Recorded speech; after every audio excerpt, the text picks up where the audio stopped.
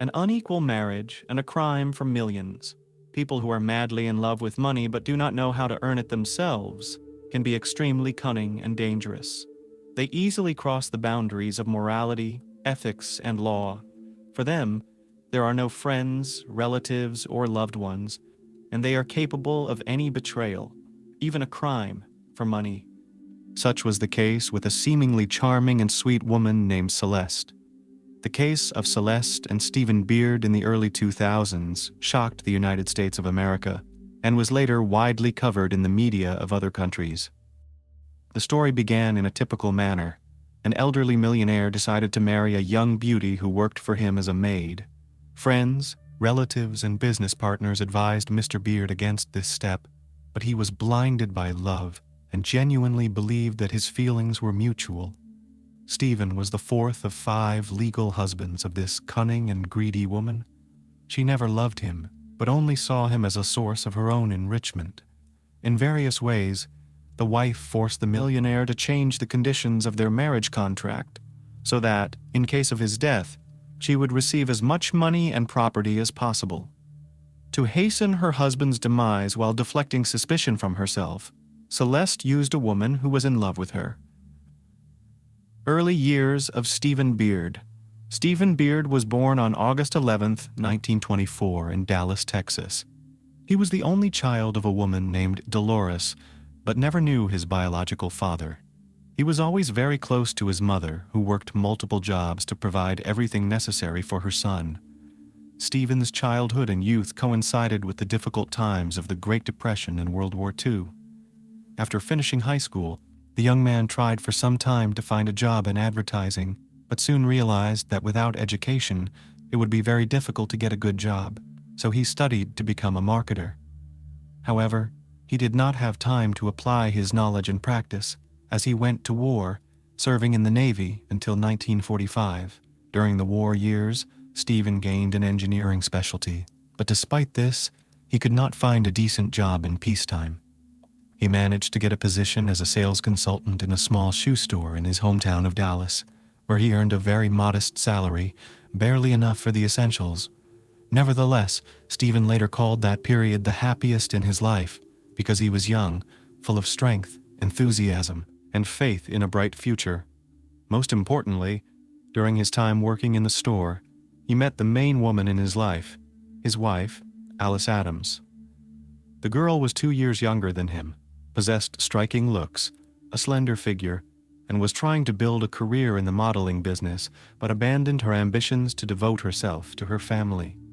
The young couple, deeply in love, got married in 1948, just a couple of months after meeting, and a year later, their eldest daughter was born. In 1950, Alice gave her husband a long-awaited son, and 3 years later, another boy was born. Their family was strong and loving, where everyone cared for and supported each other. From janitor to millionaire. In the early days of regular electronic television broadcasting, Stephen dreamed of working in the industry, but his path was challenging and filled with obstacles. In the late 1940s, he managed to get a job at one of the studios, but only as a janitor. However, the young man did not give up, continued searching, and soon luck smiled upon him. He was offered a chance to try his hand as a host of an entertainment program on a radio station, and he eagerly accepted the offer. After several years of hard work, Beard became the producer of a popular television program. His income rapidly increased, and he felt right at home in the field of mass communications and information. Stephen became an excellent specialist in advertising and entertainment content promotion, developing new ideas and brilliantly bringing them to life. He worked with many different people, made many useful connections, constantly improved himself, and strove to improve the world. By the mid-1950s, Stephen was successfully engaged not only in advertising and producing TV projects, but also invested the money he earned in real estate and started selling cars. By the age of 40, Stephen had earned his first $1 million and had no plans to stop there. In 1974, at the age of 50, Beard managed to win a tender together with the television company he founded. The businessman, along with his wife and 3 children, moved to Austin, the capital of Texas, where they bought a luxurious mansion with a large pool. Their home was located in one of the most prestigious areas of the city, covering almost 5,000 square meters. The couple joined an elite local club, membership in which cost them over $50,000 a year, but by that time, such an amount was insignificant for them. The Beards achieved incredible heights, raised 3 children, gave them an excellent education, and now simply enjoyed life. Alice continued to take great care of her appearance, exercised, and despite her age and having 3 children, maintained a slender figure. Meanwhile, Stephen rapidly gained weight and refused to do anything about it. He joked that his physique matched his social status and income level. All his wife's attempts to get him to exercise and watch his diet were met with promises to consider her advice. By the early 1990s, Beard's fortune had exceeded $10 million. The businessman and his family had virtually everything money could buy.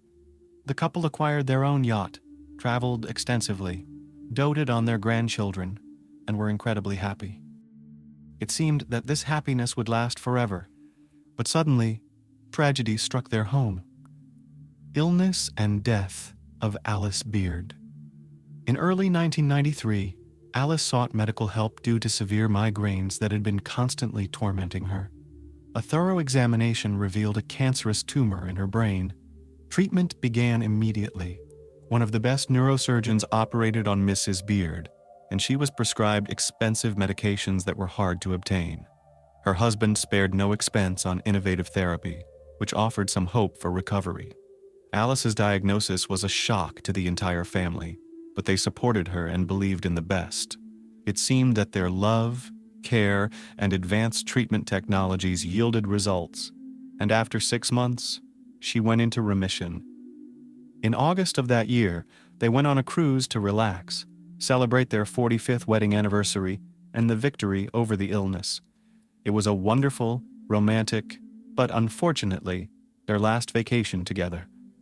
By late September, the insidious disease returned with renewed vigor and began to progress rapidly. Neither the best specialists nor experimental therapy could help Alice. She passed away on October 13th, 1993, at the age of 68. For her family, it was an irreparable loss and a pain that nothing could alleviate. Period of depression and new love. After the passing of his beloved wife, Stephen fell into a deep depression. He lost interest in his business affairs, spent a lot of time at the bar of the upscale country club, sitting alone, drinking heavily, and just passing time to avoid returning to his empty, enormous house. By then, his children had long grown up and moved away, and his grandchildren only visited during holidays, leaving the millionaire in the mansion surrounded only by his numerous housekeepers, cooks, gardeners, and other staff. The man was visibly withering away. As a family man, he desperately needed a kindred spirit, care, and companionship. His relatives and friends were convinced that he needed a woman who would support him and be a source of comfort during such a difficult time. However, Stephen was not ready for a new relationship. At that moment, he couldn't even imagine loving someone else again. In early 1994, Beard met an attractive young woman named Celeste Martinez, who had started working as a waitress at the country club's restaurant a couple of weeks before their first meeting. She was a pretty, smiling blonde, very sociable, and able to attract attention. She was divorced and was fighting her ex-husband for custody of their twin daughters. Celeste was experiencing financial difficulties, had many debts, and told pitiful stories about her tough life. Stephen became a sympathetic listener and quickly grew fond of this girl. He genuinely felt sorry for her, wanted to help her out of her difficult situation, and offered her a job as a maid in his home, which she gladly accepted. Thus began a rather predictable romance between the elderly millionaire and the cunning beauty, who was almost 40 years younger than him. Who is Celeste Beard? Celeste Mary Johnson, maiden name matching her 5th husband's surname, has carried several surnames over time: Ratcher, Wolf, Martinez, Johnson, but became globally notorious under the surname of her 4th husband, Stephen Beard. She was born on February 13, 1963, in Culver City, California. Nothing is known about her biological parents, as her mother abandoned her immediately after she was born. At 2 days old, she was adopted by Nancy and Edwin Johnson. The couple had spent many years unsuccessfully trying to have their own children, but Nancy had repeated miscarriages, which led to a nervous breakdown that later developed into prolonged depression and resulted in a mental disorder. In the late 1950s, the Johnsons adopted 2 boys. In 1963, they took in Celeste, and a year and a half later, they adopted another girl. Over the years, Nancy's mental condition worsened and became increasingly unstable. The couple frequently argued, and their adopted children were unwilling witnesses to these fights. Nancy sank deeper into depression, repeatedly attempted to end her life, and even wanted to harm the children. Many years later, Celeste recounted that her most frightening childhood memory was bath time when she and her sister were in the bathtub, and their mother suddenly pushed their heads underwater, holding them there for a while before letting go. Nancy claimed she was just rinsing their hair, but the sisters were convinced their mother had tried to drown them, but then reconsidered. After this incident, Nancy was admitted to a psychiatric clinic following another nervous breakdown, leaving Edwin to care for the 4 children. He tried to be a good father and take care of his charges, but in her teenage years, Celeste openly accused him of constant molestation and abuse, which she claimed began when she was only 11. However, her words were hard to trust, as this story repeatedly changed, gained different details, and later, the blonde even alleged that her older brothers also committed acts of intimate violence against her. Pathological liar. Soon the Johnsons separated and began a court battle for custody of their adopted children. Nancy claimed her husband was an alcoholic and accused him of domestic violence. Edwin, on the other hand, argued that the children couldn't be left with their mother because she was dangerous, and due to her mental issues, could harm herself and them at any moment. Celeste didn't want to stay with either of her adoptive parents, but in court, she testified against her father, accusing him of molestation, aggression, assault, and even armed attack. According to her, when she was a child, Edwin struck her in the head with a knife, causing her to nearly bleed to death. When asked to show the scar, she initially said it was hidden by her hair, then forgot where exactly she had been hit. Eventually, she claimed the scar had disappeared with age. Celeste constantly fabricated stories about her past, portraying herself as a victim. She understood this was the easiest way to attract attention, elicit pity and sympathy from others, and get what she wanted. During her teenage years, Celeste was extremely temperamental, behaved aggressively and sometimes irrationally, leading her to be taken to a psychiatrist. She was never diagnosed, with the conclusion being that it was just a difficult adolescence compounded by an unhealthy family environment. Celeste went through several more foster families, but never settled anywhere. Thanks to her striking appearance and brazen behavior, Celeste was very popular with the opposite gender from a young age. She often skipped school, preferring to spend time with boys in bars or on the beach, and in high school she dropped out altogether. Marriage to Craig Bratcher and birth of twins. At 16, Celeste met a young man named Craig Bratcher, who was only a year and a half older than her. They quickly started living together, and less than a year later, Celeste became pregnant. In December 1980, the couple had a modest wedding, and soon after, their twin daughters, Jennifer and Christina, were born. The young parents were unprepared for family life, domestic responsibilities, and raising children. They constantly argued, and Celeste didn't want to change her lifestyle. She spent her time in bars and clubs, leaving the children with Craig. She repeatedly accused Craig of domestic violence, assault, and forcing intimacy, trying to portray herself as a victim, secure a divorce, and receive monthly payments from her ex-husband. Celeste again accused her husband of abuse when he caught her in bed with a lover and threatened to end their lives. She managed to get Craig sent to jail for several months, although no one was actually harmed during that incident. The couple divorced in the spring of 1982. Celeste filed for child support. and even obtained a restraining order against her ex-husband. However, she continued to regularly leave the children with him so they wouldn't interfere with her social life. New fleeting marriages. After the divorce, Celeste wandered from one rented room to another, living off alimony and welfare, stubbornly refusing to work. She constantly took men to court, accusing them of harassment and violence, hoping to get some compensation.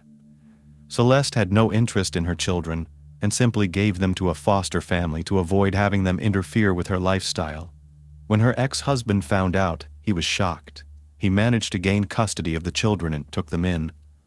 Soon after, Celeste convinced him to try living together again. He agreed, but the reunion was short-lived. A couple of months later, Celeste again accused him of violence and took him to court. Craig even agreed to take a lie detector test, which showed he was telling the truth. After the breakup, the parents split the children. Jennifer stayed with her father, while Christina went with her mother.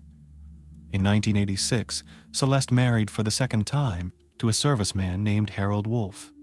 But this marriage didn't last long. Despite Harold treating her and her daughter well, life with the unstable Celeste proved unbearable.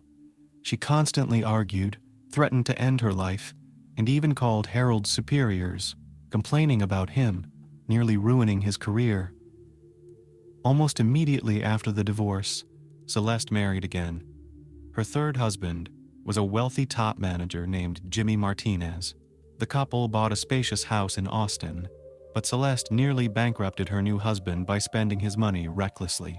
When he realized she had drained his accounts and put him in debt, he tried to talk to her, but she cut her wrist with scissors. After that incident, Celeste was sent for mandatory treatment in a psychiatric clinic. The therapy did her some good, and she calmed down a bit, but it didn't save her marriage to Jimmy. She also accused her third husband of domestic violence, but he managed to have all charges dropped. Immediately after that, he filed for divorce. Fraud and incredible luck.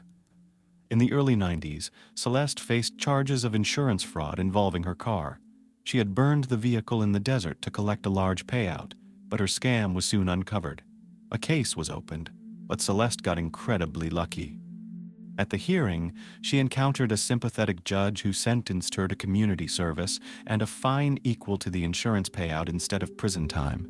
Celeste needed money, so she got a job for the first time in her life.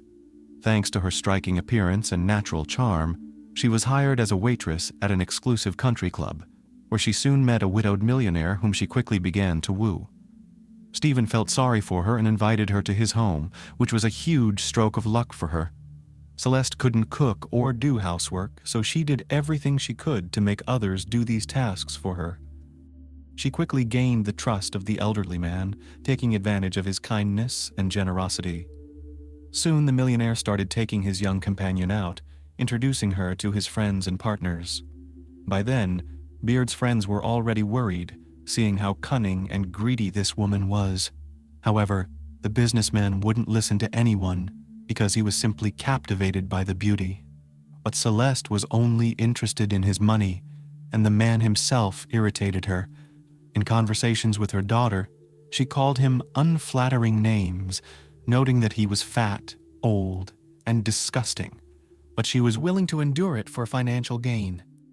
Even Celeste's ex-husbands, upon learning what was happening, tried to warn the man about who he was involved with, but he didn't believe them.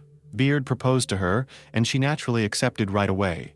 However, the businessman's close friends managed to convince him to at least draw up a prenuptial agreement to retain ownership of his property and control his wife's spending. Family life and extravagant spending. On February 18, 1995, the couple officially legalized their relationship. As a wedding gift, Celeste received $500,000, had access to her husband's accounts, and was set to inherit $1 million upon his death. After the wedding, her daughter Christina moved into Beard's luxurious home, and a year later, after their father ended his life, Jennifer also moved in with her mother and stepfather. Celeste treated her husband with contempt, trying her best to undermine his health and hasten his demise. She made it a tradition to drink strong alcohol at dinner, adding sleeping pills to Stephen's drinks and food so he would fall asleep, allowing her to go out to entertainment venues. Meanwhile, she constantly thought about how to change the prenuptial agreement to maximize her inheritance after Beard's death. She convinced her husband to sell their house and buy another, arguing that she felt uncomfortable living where Stephen had spent many years with Alice. In reality, the scheming blonde wanted property acquired during the marriage. But this wasn't enough, and she began spending money from her millionaire husband's accounts. In the first month of their married life, Celeste spent over $100,000 on entertainment, shopping, and other personal needs. Her husband was bewildered, as no matter how much money he gave her, it was never enough. Moreover, Celeste stole and pawned jewelry that had belonged to the late Alice. When Stephen found out, he was so furious that he wanted not only to divorce her, but also to send her to jail. However, Celeste begged for forgiveness, telling him about her debts and the need to pay a fine for the insurance fraud case. The man believed her, helped pay off her debts, and decided to keep the marriage.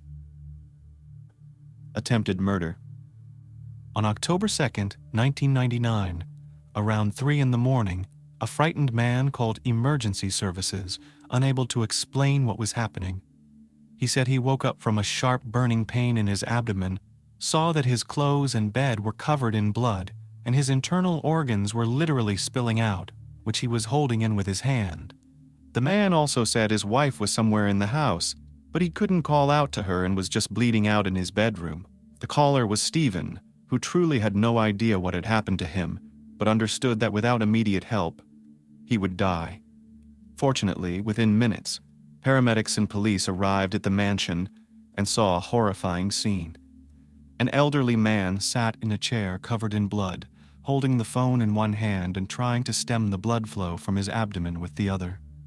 They asked him if he had recently undergone surgery and if his stitches might have come apart, to which he responded negatively.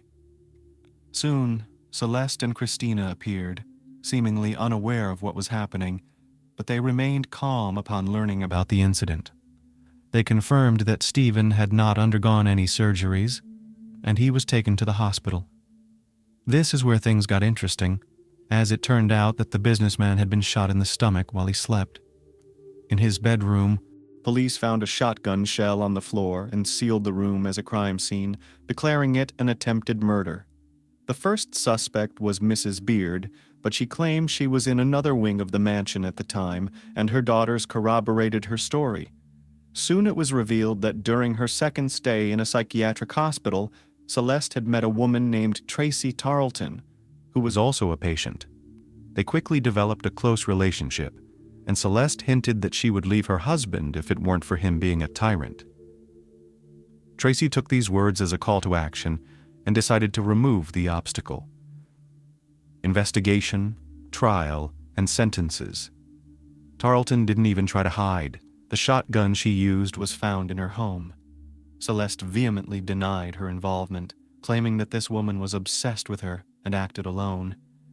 The accused chose to remain silent. Stephen survived, gradually recovered, and was soon discharged home. However, on January 22, 2000, he suddenly passed away due to a blood clot that had formed after the gunshot wound.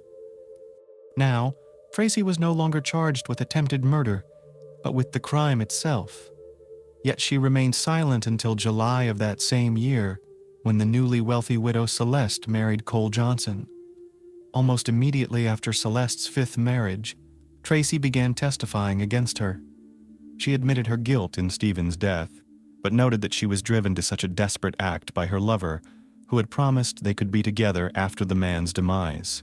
However, after eliminating her old husband with someone else's hands and inheriting his fortune, Celeste quickly married another man.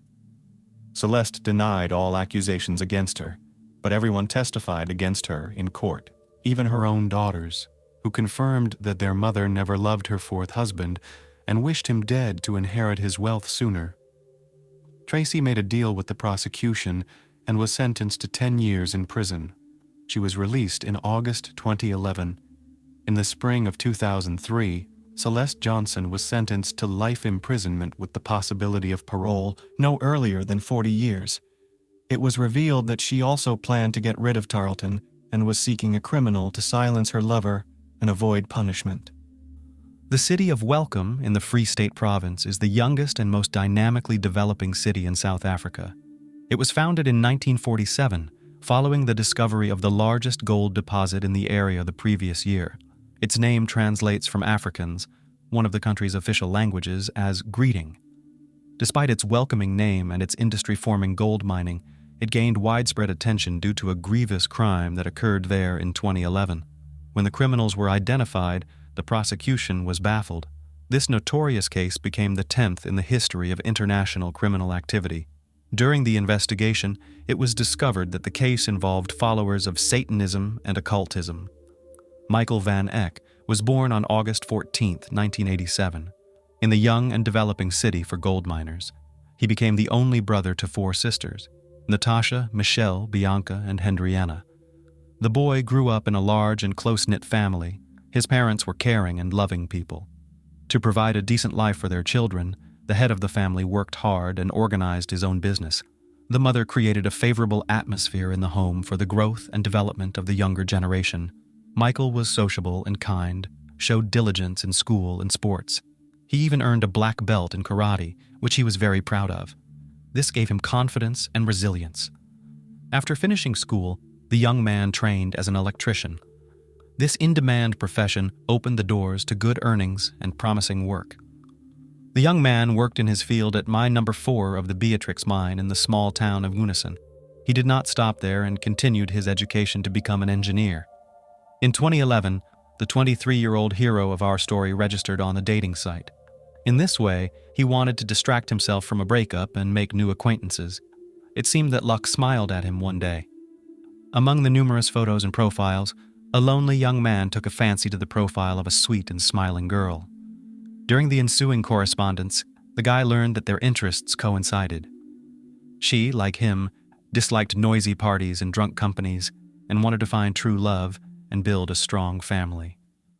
Michael was pleasantly surprised that he could find a suitable candidate on the internet. Since the young man still lived with his parents, he shared his joys and concerns with his mother. On April 2nd, the son boasted to her that he was going on a date, and he prepared thoroughly for it. To please the girl, he withdrew his first paycheck of 1,000 rand from his card. The only thing that troubled the young man was the unusual place his friend chose for their first meeting. It was the city cemetery. Apparently not to worry his parents, he kept quiet about it. Around 9 p.m. that same day, Michael said goodbye to his family and left the house. He headed to the designated place in the silver Peugeot 207, a gift from his parents for his coming of age. As tradition demanded, the girl was a little late, but her appearance was impressive. The stranger from the internet arrived in a pristine white dress and smiled. The conversation was relaxed, after which she suggested continuing the evening further and invited the young man to a distant part of the cemetery. There, a meadow awaited them with a spread blanket. On it lay a basket of fruits and wine. After the young people had a glass each, the beautiful companion kissed a stunned Michael. Suddenly, the pleasant feeling of the kiss turned to pain and horror.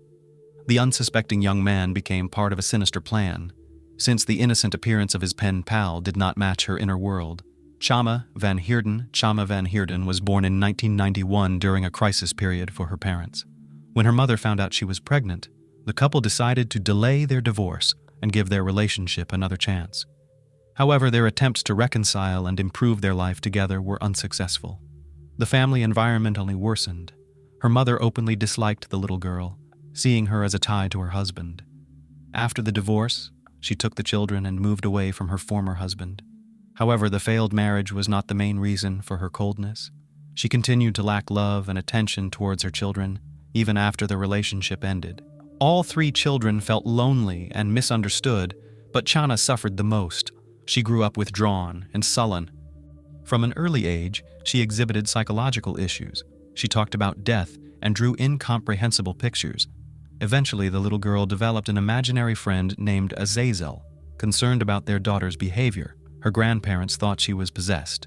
Thus, they decided to take her to church, where she underwent an exorcism ritual.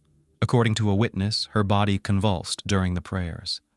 In reality, Chana was scared of crowds and clearly frightened by the ordeal. The shock could have triggered an epileptic seizure. The traumatic event deeply impacted the young girl's memory, causing her to develop a fear of the dark. Additionally, her mother once told her that toys come to life at night, which led the frightened daughter to tape her doll's eyes shut and tie their bodies with shoelaces. As she grew older, her mental condition worsened. At age 10, she nearly harmed a house guest with a knife while visiting her father. Only after this incident did they seek psychiatric help for Chana. Following a specialist's evaluation, she was prescribed sedatives. The medication had a positive effect on her mood and well-being. She became calmer and more friendly. During a remission period, her father spent more time with his daughter. He often picked her up from school and took her hunting with him. By sharing his hobby, he aimed to give her the attention she lacked. The unstable teenager enjoyed her father's activity. She later confessed that she found pleasure in butchering carcasses and skinning animals. This led her to bring home dead animals, starting with rats and birds and eventually progressing to cats and dogs. She enjoyed cutting flesh and occasionally inflicted injuries on herself. During an investigation, her sister revealed that at age 12, Chana befriended an older man who introduced her to forbidden substances and took advantage of her condition. Her sisters did not inform their parents, but Chana ended the destructive relationship. This experience undoubtedly had a negative impact on her troubled psyche. At age 15, her mother moved to New Zealand, where she met another man and stayed with him. Over time, she never returned for her children.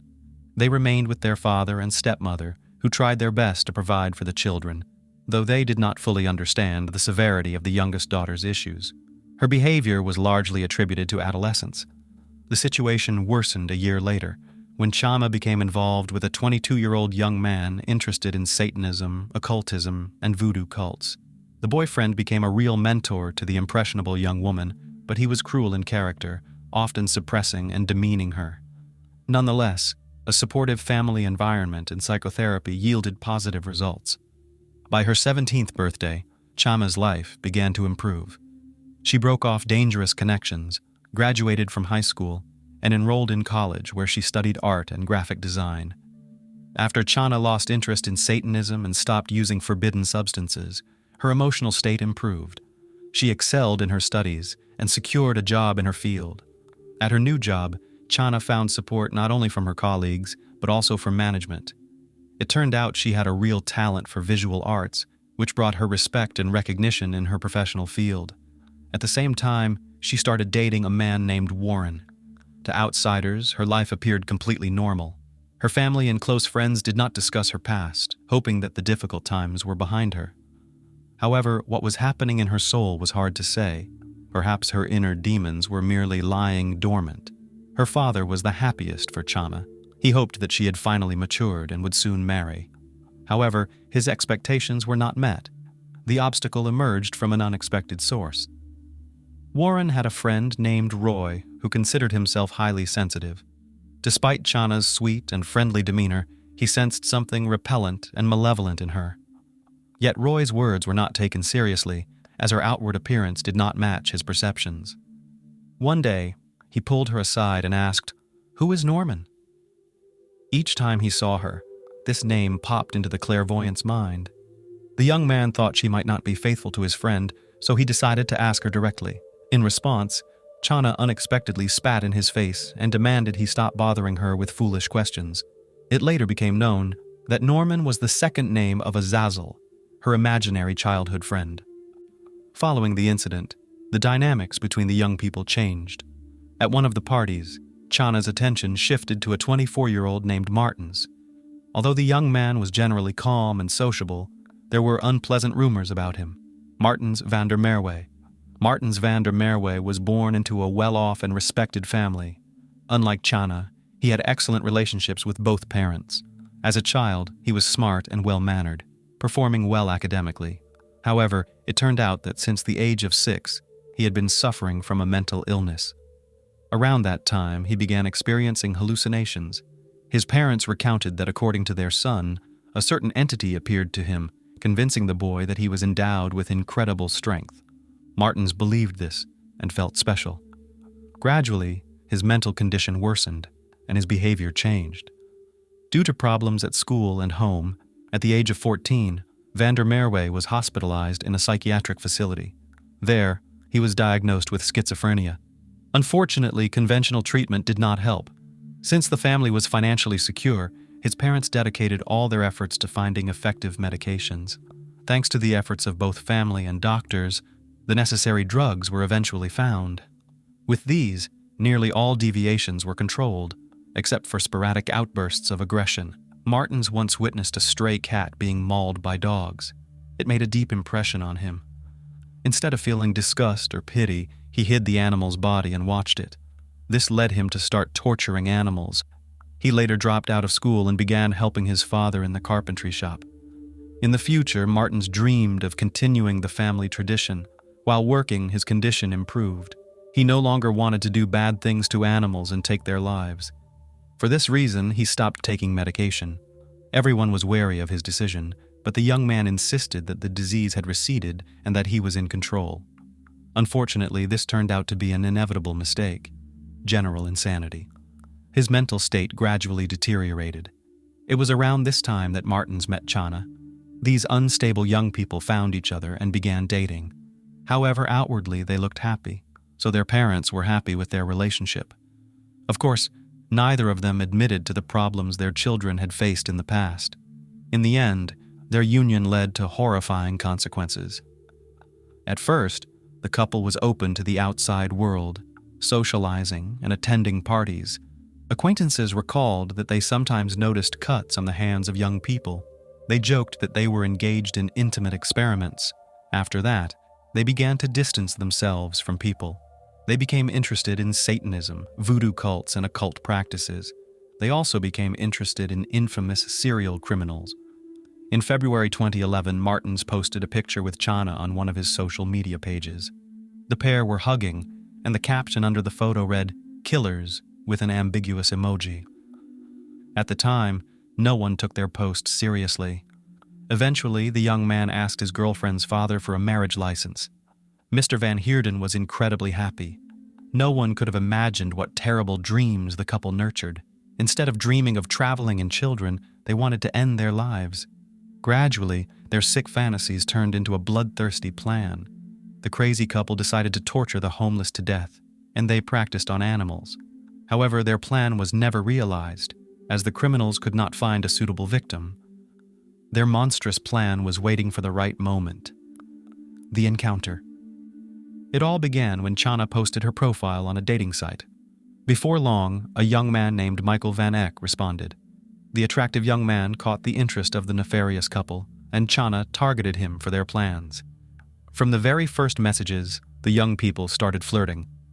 After a few days of communication, the girl suggested they meet. Michael had been looking forward to this, but he hadn't expected it to come so soon or directly from her. Unfortunately, the somewhat unusual location for their first date didn't raise any alarms for him. Apparently, he was so eager to meet the charming conversationalist from the internet in person that he agreed to the dubious proposal. Chana and Martins meticulously prepared to bring their wild dream to life. They thought through everything thoroughly: the attire, the means to end a life, and even the setting. Chana approached the date fully prepared. The trap. The long-awaited meeting went exactly as planned for both parties. The victim fell for the bait. An angelic appearance of the girl and a kiss lulled his alertness. This gesture was the agreed-upon signal for Martins. All this time, the man had been hiding behind the tombstones. He approached Michael from behind and struck him with a knife. Unexpectedly for everyone, the young man resisted. The attackers hadn't anticipated this. Noticing that their new acquaintance was putting up a desperate fight, Chana intervened. Altogether, they inflicted about 30 knife wounds on the unfortunate young man. Ultimately, completely weakened, Michael begged them to end his suffering. Pleased with their conquest, Martin slit his throat. After that, the unthinkable began. The perpetrators dragged the body onto the blanket and proceeded with their plan. The couple severed the young man's right and left legs at the knee and decapitated him. The severed parts were placed in bags. They then decided to hide the body at the site. However, they miscalculated one thing: they had no shovels. Thus, they had to dig the earth with their hands and knives. As a result, they could not make the grave deep enough. After burying the body halfway, The perpetrators left with their trophies. Along the way, they used the victim's vehicle. Martins initially took the wheel, but later handed control over to his companion. The surge of adrenaline prevented him from keeping his eyes on the road. Upon arriving home, they stored the bags with body parts in the refrigerator as if they were groceries. After Van der Merwe had somewhat recovered, he started Michael's car and drove it to a troubled neighborhood. The criminals hoped the car would be stolen, so he left it unlocked with the keys in the ignition. The victim. The next day, a cemetery worker noticed a fresh burial that wasn't there the day before. His dreadful suspicions were confirmed when he stumbled upon bloody traces and torn clothing in the bushes. He then called over his supervisor to examine the grave. What the unintended witnesses found would long remain etched in their memory. Beneath the soil lay a dismembered male body. The authorities were immediately notified of the grim discovery. At the same time, Michael's parents were beside themselves with worry. Since the previous evening, he hadn't responded to calls, even if it was presumed that he had stayed overnight at his internet girlfriend's place. He should have made contact by now. Instead, Michael's workplace called his parents. The concerned management wanted to understand why he was absent from a crucial site. At the same time, the police received a report about a Peugeot 207 found abandoned in a parking lot. Passers-by were alarmed by the bloodstains on the trunk. After running the vehicle through their database, the owner was identified. Detectives also tracked that before its discovery, the car had been at the cemetery for a long time. The local precinct was already aware of an unidentified body found on its grounds. All signs were suspicious.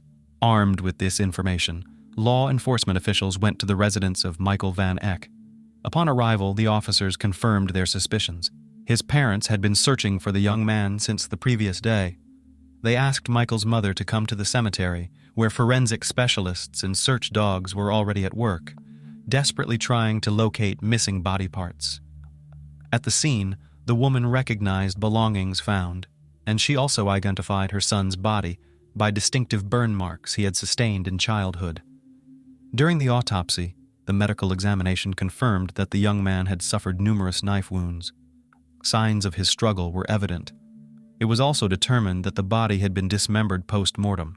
At least the perpetrators had the mercy not to do this while he was still alive. Meanwhile, experts noted that the dismemberment was performed with professional precision, indicating that the perpetrators had significant experience in this area. There was no doubt that multiple attackers were involved. The number of wounds, their nature, and the strength required to subdue the victim clearly demonstrated this. Ultimately, DNA testing confirmed the identity of 23-year-old Michael Van Eck. Time to gather stones. During the investigation, police confiscated the victim's cell phone and computer. It was established that the last person the young man had communicated with was Chama Van Heerden. According to their messages, she was the one who invited him to the ominous date at the cemetery. Subsequently, detectives contacted the potential suspect and invited her to give a statement. The young woman did not refuse and arrived with her boyfriend, Martins Van der Merwe. The couple was interviewed separately. During the questioning, they confessed to being involved in the group ending of a life. Upon learning of the incident, the girl's father rushed to the station. He couldn't believe what he was hearing and asked his daughter if she really was involved in the accusations against her. Chana calmly confirmed and added that she would willingly do it again. She claimed she had dreamt of this ever since she started hunting with him. The cruel confession of the seemingly sweet girl shocked not only her father but everyone present. Her boyfriend Martins also behaved defiantly. As the case gained public attention, he did not hide his pleasure from the public scrutiny and posed for the cameras. It was clear that none of the accused felt remorse for their actions. It turned out that after the crime, if caught, the mad couple planned to end their lives. But the young man changed his mind, and his partner followed suit. They wanted to live, the lair of monsters. During the search of the young couple's apartment, police felt uneasy, to say the least. The environment was horrifying. The walls were adorned with portraits of Chana, depicting her in various guises. In some, she was depicted without eyes, in others without a mouth or ears. All images of the girl were distorted. Additionally, the rooms contained ritual items, animal scalps, knives, and various objects of unclear purpose. Also found were belongings of the deceased young man, glasses, and a wallet. As Martins later confessed, they took Michael's money to buy necessary items for their next crime. However, the most horrifying discovery awaited in the refrigerator. From it, police retrieved Michael's head with the mouth sewn shut. It was assumed that the couple planned to use the young man's head as a ritual bowl later on. Eyes and ears of the victim were stored in separate containers. The victim's hand and leg were found buried near the murderer's home, alongside the bodies of various animals.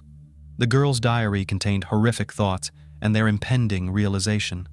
From everything discovered during the inspection, it was clear that the couple planned not just one more crime. The process of ending lives and subsequent mutilation of bodies provided them with unimaginable pleasure. Martins and Chana underwent multiple evaluations for mental competence. Fortunately, the commission confirmed that the young individuals were aware of their actions and desired the inevitable consequences. Otherwise, they might have avoided punishment and received only mandatory treatment. Punishment. In November 2011, the trial concerning Chana took place, treating her as a serial offender. Despite this being a singular incident, she did not hide her desire to repeat her actions. She told the court that she understands she should feel shame or remorse, but for some reason, she does not. She can only grasp the gravity of her actions through societal standards and the reactions of others. Psychiatrists declared that the defendant suffers from psychopathic and antisocial disorders, apparently more dangerous than her boyfriend, but adept at concealing it. Throughout the sentencing, she remained impassive. Chana Van Heerden was found guilty and sentenced to 35 years in prison without the possibility of parole. 20 years for ending a life and an additional 15 for robbery and dismemberment. As for Martins van der Merwe, unlike his partner, he defended himself in court. He claimed not to remember the events that occurred until he found himself in jail and behaved arrogantly and aggressively. The defendant admitted to studying Satanism and occultism, trying to understand life and death. He said his relationship with Chana pushed them both towards committing the crime. During the trial, he apologized to the victim's parents, although his words sounded insincere. He implied that the victim was simply at the wrong place at the wrong time, although in reality, the mad couple had lured the unfortunate man into a premeditated trap. Michael's mother could not contain her distress and struck the accused during one of the sessions. Ultimately, Martins van der Merwe was also found guilty of the charges against him and sentenced to 35 years in prison, but with a chance for parole after serving half of his sentence. Life after. Until 2014, the lovers kept in touch behind bars. In his letters, Martins called Chana a dark goddess, writing, "Lady Blackmore, when you part your lips, words of a dead butterfly spell out. They fall upon my mystical heart and paint it with sweet poison, spreading beautiful darkness through my empty veins." Over time, Chana ended the relationship with her former lover, feeling that they had grown cold and distant from each other. It is known that in prison the woman behaves exemplarily, teaching her fellow inmates art and theology.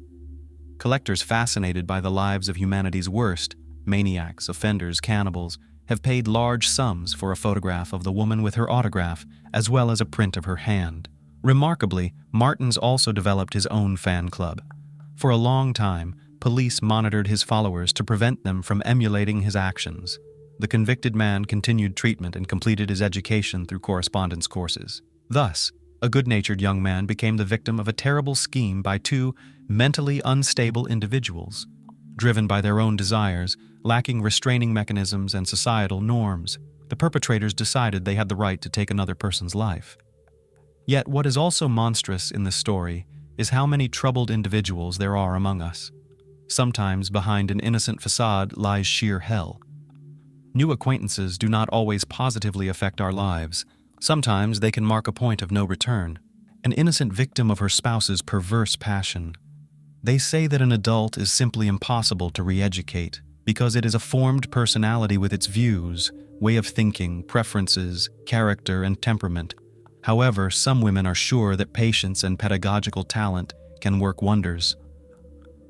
More experienced women realize that it is important from the very beginning to consider the man who is next to her, to study his shortcomings, and to understand whether she can live together with them, because falling in love and passion will pass, and the negative qualities with age will only worsen.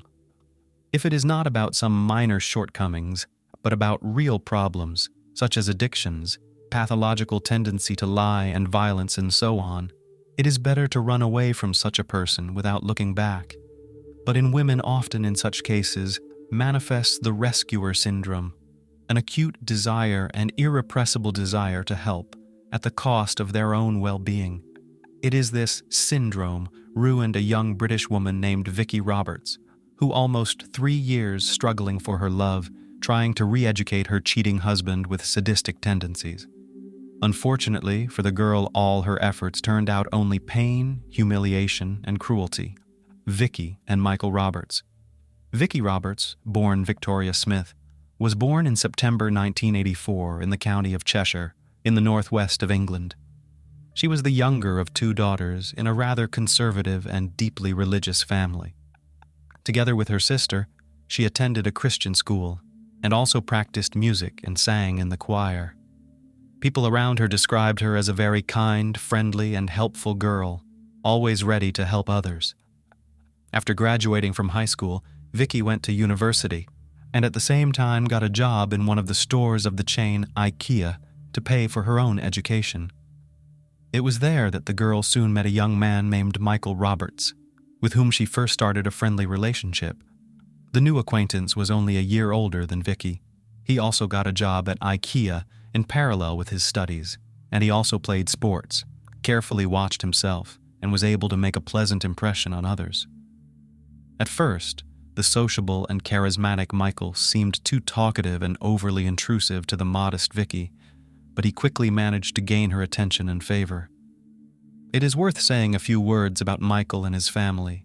He was born in June 1983 in Warrington, Cheshire, and was the eldest of 2 sons in the family of a prominent chemical engineer. Parents brought up their children in strictness, and high expectations always laid on the eldest heir, who studied well at school, grew up ambitious, purposeful, and able to achieve what they wanted. The guy always had a lot of friends. He could easily become the soul of any company, but most of all, he was proud of his victories on the love front. Michael had a bright and attractive appearance, was tall, trim, with a good sense of humor, and the ability to show himself at his best. To everything else, this handsome man was also very intelligent, well-read, could easily support a conversation on any topic. Parents from childhood indoctrinated the eldest heir that he is the best, the most beautiful, intelligent, and will certainly succeed. All this probably provoked in the guy narcissistic disorder, which with age progressed. At the same time, Michael was always very afraid to upset his dad and mom, and therefore did everything to be the perfect son for them, and meet all their expectations. Roberts never had a permanent girlfriend. He regularly changed girlfriends and mistresses, could spin several novels in parallel, so that none of his passions did not realize that she was not the only one. The guy was confident in his irresistibility, could find an approach to any girl, and he really liked to conquer unavailable girls. This process he perceived as a kind of game or competition. Just such a modest and inaccessible girl was Vicky, which Michael decided by all means to conquer. At first, she stubbornly kept her distance and refused even innocent offers to walk after work or drink coffee somewhere. Smith spent almost all her time studying, and on weekends she went to church, so she didn't even think about dating, let alone any relationship. It took Michael a few months for Vicky to finally agree to go out with him. He was sweet, charming, touchingly courted her, gave her flowers, gifts, and little surprises. He even invited her to a family dinner at his parents' house, who liked Vicky very much and immediately approved of their son's choice. Vicky believed he was serious and gave in. He became her first man and remained the only one. She was truly happy around him, and it seemed like fate to her. Michael also seemed to fall in love and was ready to settle down, but it didn't last long. 50 Shades of Michael. From the outside, their romance seemed perfect. They were both young, attractive, full of energy, ambition, and made huge plans for the future. But soon Vicky realized that her chosen one has one peculiarity, namely, an irrepressible sexual appetite and passion for experimentation in bed. At first, he did not put too much pressure on his chosen one in this regard, fearing that Vicky would leave him, but as soon as the guy realized that she would not go anywhere from him, He, as they say, opened the cards. The modest and religious girl was literally shocked by what was happening, but she was head over heels in love with Michael and therefore trusted him, and for a long time did not tell anyone about what was happening in their bedroom behind closed doors. In addition, her lover made her an official marriage proposal, which she gladly accepted, sincerely believing that after the wedding everything will change and the chosen one will stop his experiments. Soon, one of Vicky's closest friends began to notice that she carefully disguises and hides bruises and small bruises under her clothes. She brought Smith into a frank conversation and asked if her fiancé was beating her and if she needed help. Vicky tried to deny everything, but then still admitted that all these marks are the consequences of intimate experiments Michael, who had a special passion for binding, the use of various toys and devices. She also secretly told her friend that they have with the chosen intimacy happens up to 5 times a day, while he still remains hungry and unsatisfied. Michael considered himself a skillful lover, and intimacy for him was a kind of art and a way of self-expression. Sometimes he made concessions when Vicky refused to participate in some completely crazy and even dangerous experiments, but in most cases, he still managed to persuade the girl in love with him. Unplanned pregnancy. After defending her diploma, Vicky decided to change jobs and was soon hired as an account manager at a logistics company. Michael also quit IKEA and got a job as a sales consultant in one of the stores of a large retail chain, selling phones, laptops, and other electronics. He almost immediately became one of the best employees because thanks to his charisma, communication, and persuasive skills, he always exceeded sales targets. Soon, the new young employee was promoted to senior salesman, and the management seriously considered his transfer to the main office. But before that, he had to undergo training and improve his qualifications. Michael enjoyed attending training sessions, going on business trips to London, and was very proud of himself. He seemed to have forgotten all about his young fiancée, and only remembered when he needed intimacy. They didn't talk about each other. They hardly ever went anywhere together, and outside the bedroom, Vicky seemed to cease to exist for him. At the same time, he began to have affairs on the side with colleagues, clients, and just casual acquaintances. Michael was literally obsessed and addicted to intimacy, and intimacy with different women, and constant new victories on the personal front were an important part of maintaining his self-esteem. At this time, Vicky discovered that she was pregnant and happily broke the news to her fiancé. They had already delayed the wedding, and it seemed to the girl that now Michael would hurry things up. But the news that he was going to be a father only made Michael angry and mad. He immediately began to insist that the child should be gotten rid of because they are still so young and they have their whole life ahead of them, and with offspring can wait. Vicky was shocked by such words, but flatly refused to terminate the pregnancy. Then the groom decided to press her in another way. Michael began to convince the bride that such news will cause anger in her religious parents, because their youngest favorite daughter lived with a man and got pregnant without being married.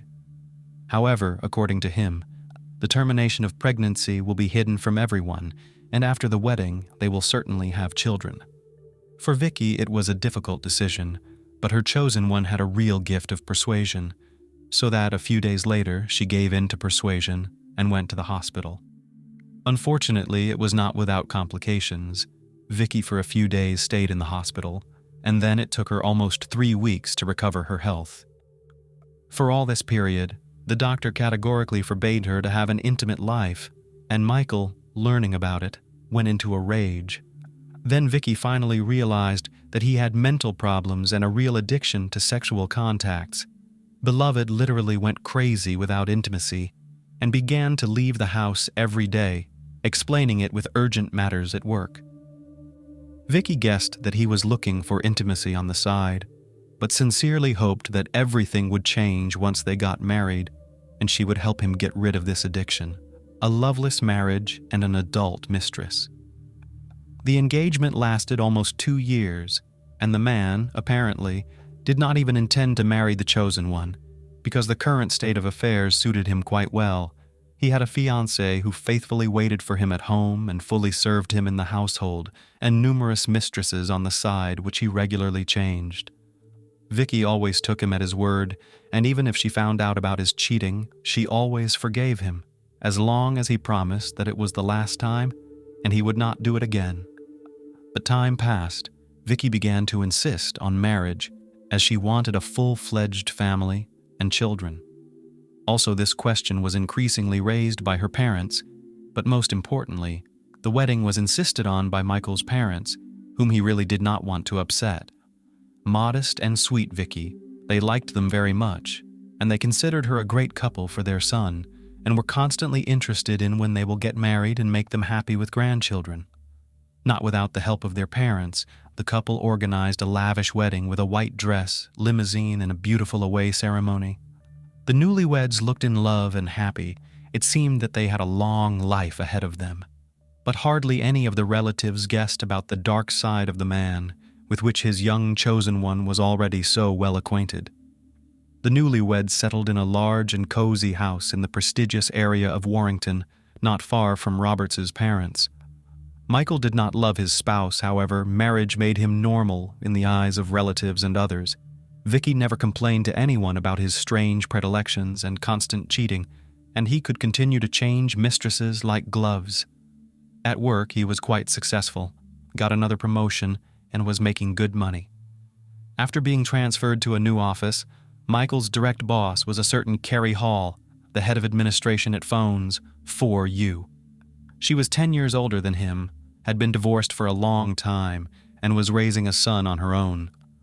At the same time, Carrie was quite attractive, well-groomed, and, as her position required, determined and strong-willed. For a long time, she did not pay any attention to the signs of attention that she was given by a young subordinate. However, for the guy it became a kind of signal to action.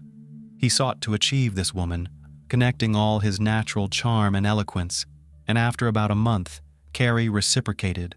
Lovers began to meet regularly in hotel rooms, and their relationship the woman later described as turbulent, passionate, and full of experimentation. Carrie was a mature, self-confident woman. She was undoubtedly flattered by the attention of such a young man, and she was also not opposed to trying something new.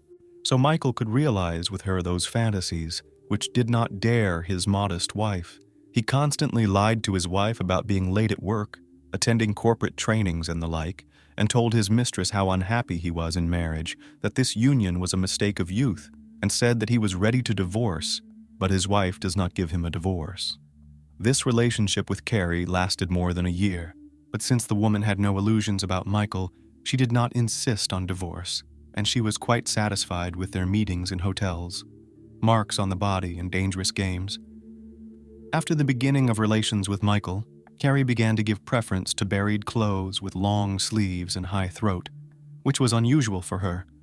The woman was actively engaged in sports, and always liked to show others her stunning figure. And here suddenly, completely changed her style. Once Hall admitted to her close friend that her lover loves to experiment in intimate terms, and sometimes these experiments go beyond reason. As evidence, she showed a bite mark on her chest, which Michael left in a fit of passion. Also on her neck there were blue marks from squeezing by his hands, and on her wrists there were marks from the ropes, with which the boyfriend liked to tie her so that she was completely in his power. The friend was horrified and suggested that Carrie go to the police, but she refused, noting that all this was consensual, and in most cases, he warns her about what he is going to do, but the process itself can get out of control. For example, Michael loved to strangle his partner, convincing her that it would increase the pleasant sensations of the process. But a couple of times he was so much carried away that she lost consciousness. Vicky was very afraid of such games with strangulation, but every time she succumbed to her husband's persuasions and believed that one day he would get tired of it. He would leave his cruel and painful experiments, or she would get used to it and would perceive them as something ordinary. Unfortunately, neither his wife nor any of his mistresses even tried to stop Michael. Open correspondence and a love letter. Vicky had guessed about her chosen one's affairs on the side even before they were married. She, most likely, even realized that he was addicted to it, but sincerely believed that something was about to change, and her love and care can turn daring and loving Michael into an exemplary family man. But after the wedding, the situation only worsened, and the young husband himself denied his cheating, and he did it very convincingly. Vicky decided to conduct her own personal investigation and looked into her husband's phone while he was sleeping. There she found numerous correspondence Michael with Carrie and several other girls, which he did not even bother to delete. Their content was quite intimate, moreover. With some girls, the guy exchanged explicit photos. This came as a shock to Vicky. She packed her things and decided to move in with her friend for a while. She did not tell her parents and sister anything about what was happening, afraid to upset them. So her family was sure that Vicky was happily married. Besides, religious relatives would have insisted on a divorce when they learned of her husband's infidelity. But after all, Vicky was in love and didn't want to break up with her husband. Leaving, she wrote Michael a touching letter in which she confessed her love for him and called the main man in her life. At the same time, she admitted that she knows about his cheating and does not want to put up with it and therefore leaves, but gives him time to think about it and will not yet file for divorce. She wrote it all by hand on paper and left it on the refrigerator with a magnet. Michael was not touched by the message or saddened by the departure of his wife, but he did not want to lose a quiet and submissive woman who always waited for him at home, fully served in the household, and tolerated any of his antics as well as peculiar predilections. That same evening, he followed Vicky to her friend's house, picking up a large bouquet of flowers on the way. Michael, on his knees, apologized and begged her to return to him, promising that from now on she would be his only woman. Vicky once again believed, or rather she wanted to believe, and returned to their home, a new mistress. Naturally, Michael did not leave Carrie and continued to meet with other women, but for a while he was extremely careful and even tried to come home for dinner, which his wife carefully prepared. He hid his phone, deleted correspondence, and even changed the password from his social networking page. At that time, he began to have an affair with a new young female employee of the company, Karen Wilson, not stopping the relationship with Carrie. At that time, the girl had a fiancé, and she was preparing for the wedding, but Michael began to persistently pursue her, making himself a miserable lover. He was so attracted to the new object of the hunt that after 2 months, he decided to break off the relationship with 33-year-old Carrie Hall, which he was tired of. The man told Karen a proven legend about how he is unhappy in marriage, and for the sake of her ready to leave his wife. Soon she surrendered, and between them happened intimacy right in the office, and a week after that she broke off the engagement and waited for the lover to respond. However, Michael was not going to divorce, but also to interrupt the connection with a new mistress he did not want, and therefore just lied to her that he had already filed for divorce and moved to live in the house of his parents. Fatal blackmail. Vicky soon suspected that her spouse continued to cheat on her, and this time decided to act for sure. She took Michael's phone while he was in the shower, but could not find anything there, because he had taken into account his previous mistakes and deleted all text messages, and on the page in the social network now had a different password. Then Vicky waited until her husband fell asleep and took his work laptop, which he always carried with him, and on which, as it turned out, he did not leave his account in the social network. There, Vicky found correspondences with an already new girlfriend, in which her husband confessed his love to her, claimed that he was divorcing his wife and living with his parents. It was a real shock for her. She took screenshots of the love and intimate messages exchanged between the couple and saved them on her laptop so that she could have proof of her husband's infidelity. Vicky also looked in her husband's wallet, where she found several folded checks for hotel rooms. In the morning, she presented all this to her spouse, and for the first time in their entire time together, she gave him a scandal. Michael was discouraged. He tried to apologize again and promised that it would not happen again, but Vicky suddenly said that she would tell his parents about everything, hoping that they would be able to talk some sense into him, since she could not do it. Michael was literally mad from such threats. He did not want his parents to know anything, and slapped his wife.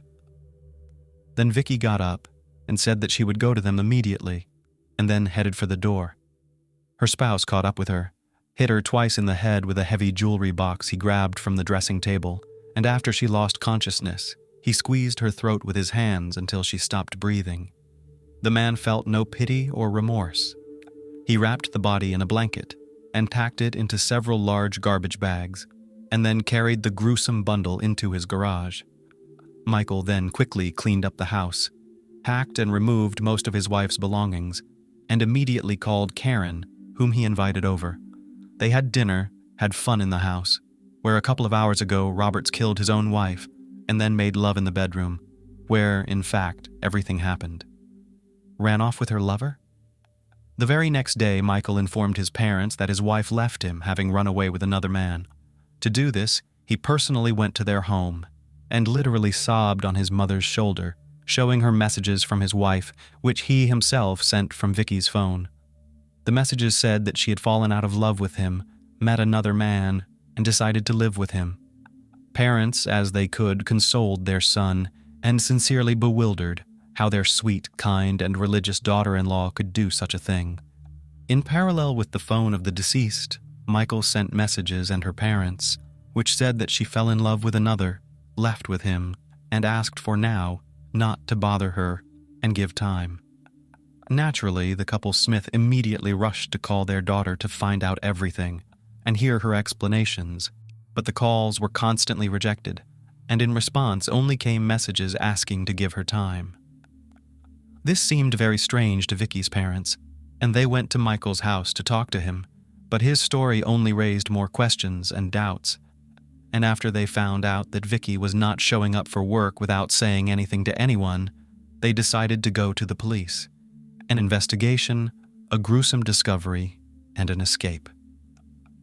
On the 1st of December 2009, Michael bought a shovel, several meters of rope, as well as rags and detergents from a hardware store. However, he did not manage to get rid of the body, because on the same day the police visited him at home. Then the police could not find anything suspicious, but Michael's behavior and story raised a lot of questions and doubts. However, the strangest thing was that they did not pay attention to the huge package in the corner of the garage during the inspection. In the house, there were no clothes, documents, and personal belongings of the missing woman, which could indicate that she had left. But Vicky's laptop was in the bedroom, and the police seized it for inspection. There, they found screenshots of Michael's correspondence with his mistresses, which Vicky had saved, and then decided to make a geolocation request of Vicky's cell phone, from which regularly came messages to her husband and relatives. And then it turned out that the phone had been in her and Michael's marital home all along. After that, law enforcers again visited the house of Roberts and conducted a more thorough search, finally unwrapping a strange package in the garage. The find shocked everyone present, but then it was discovered that Michael, who had been walking with the police all this time, disappeared somewhere right under their noses. He took with him a wallet with cash, so that several days he managed to hide without giving himself away. Arrest, trial, and conviction. When the money ran out, Michael came to one of his mistresses, whose name was Lavinia Tolley, and asked to live in her house for a while. In the evening, the girl heard from the news that her lover was wanted on charges of murdering his wife, and immediately, without hesitation, reported to the police about his whereabouts. At the time of his arrest, Michael was crying and said he was innocent of anything. The man insisted that his spouse died during their intimate games when she asked to strangle her with a robe belt, and he overdid it. However, forensic experts found that firstly, the woman was strangled with her bare hands, secondly, she was attacked from the back, and thirdly, there are 2 extensive hematomas on her head received during her lifetime, which can definitely have nothing to do with intimate relations. The trial of the perpetrator began in January 2010. The defendant kept insisting that his wife's death was the result of an accident and hoped for leniency. However, the autopsy results presented by experts proved that the man in cold blood hit his wife twice on the head and then strangled her and hid the body in the garage. Michael Roberts was found guilty of first-degree murder and sentenced to life in prison. However, the court left him the possibility of applying for parole after 17 years in prison. That is, the criminal has a good chance of being released in 2027. On December 1st, 2022, the Mendoza Criminal Court stood waiting, holding its breath. The atmosphere in the courtroom was tense, and the surrounding area was filled with people waiting for the verdict. On the dock sat a woman aged 32, dressed in a black dress, with white beads around her neck. Her face expressed not a single emotion, and her eyes burned with only equanimity and restraint. She was preparing to hear the judgment that would determine her fate and leave a mark on history. Everyone in the room had known this woman for many years, but now they were faced with a mystery that was difficult for them to understand. Outside the courtroom doors, the approaching footsteps of the judge could be heard, like the pounding of a heart, echoing in the silence and felt in every corner of the place. Everyone knew that what was at stake today was not only the fate of the woman in the dock, but also the truth that had remained in the shadows for so long. There was a whole story behind this woman, the events of which were as mysterious as she was. The truth of this real crime is hidden in the details, and the trial becomes a real challenge for all involved. Manado is a small town hidden among the mountains and valleys of the Argentine province of Mendoza. This is the place where nature reveals its most beautiful colors. In autumn, the streets are sprinkled with golden leaves, and the mountain peaks are painted in shades of orange and red. The residents of Manado know each other well, and everyone can tell the biography of their neighbors. Here, people share joys and sorrows, support each other in difficult moments, and celebrate important events together. In this secluded place, among the mountains and valleys, Rolando Angeliquino and Karen Oviedo began a romance that would later shake Manado and all of Argentina. When the streets of the city, surrounded by colors of autumn gold, as if frozen in anticipation of something long awaited, the fates of the two young people of this story intertwined. Rolando Angeliquino, a man with a magnetism capable of attracting the attention of others, could not help but notice the exciting gaze of Karen Oviedo. She was a woman with fire in her eyes, a passion for life, and an energy that instantly won his heart. The young people were very similar in their interests and dreams, and the determination and entrepreneurial thirst of both inspired them. This meeting was an accident that gave them a chance for true happiness. Finally, they found in this relationship what they had been looking for in others for so long. So in 2016, the lovers started living together and opened their own business, a warehouse, which was located in the house where they lived. Karen has always had a special eye for detail, and she lovingly created a sign on one of the windows for customer service. Next to it were lists of items for sale. It was their little corner that they were rightfully proud of. The people of Manado watched this happy and determined couple with interest and respect. Everyone wondered who these young people were and how they managed to accomplish so much. Many people knew Karen from childhood, but Rolando remained a mystery. No one knew anything about his past, except that he came from Bolivia. Rolando not only ran the business with Karen, but also worked at the fair in Guimalin, where wholesale fruit sales were held. Looking at this couple, it seemed like they had found their little paradise on earth. But sometimes, even the strongest and most sincere relationships can face a test. One day, Rolando was taken aback when he caught Karen in the car with another man. His reaction was a flash of anger. In that moment, he nearly destroyed everything inside the interior of the car. The picture of happiness crumbled in a matter of minutes. But then, Rolando agreed to give them a chance, choosing to forgive and continue to move forward with his beloved. In the eyes of others, they remained a model of an ideal couple, able to overcome all difficulties together. Rolando Angeliquino is an enigmatic figure who was born in 1987 in Bolivia. His exact date of arrival in Argentina remains unknown, like many other aspects of his life. As the eldest of 7 children in his family, Rolando learned from an early age the value of family bonds and hard work. His ideal was a happy family filled with joy and children's laughter. In his youth, he met Carolina Chavez, from whom he later had a son. Despite the difficulties, the couple remained on good terms. Later in his life appeared Soledad Guardio, who gave him another son, Elias. Relationships with Soledad also did not work out. However, Rolando was always a devoted father who took care of his children. He kept in touch and always maintained a warm relationship with the mothers of his children. From a young age, Rolando was a physically fit man who took care of his health by playing sports and playing soccer for the local team.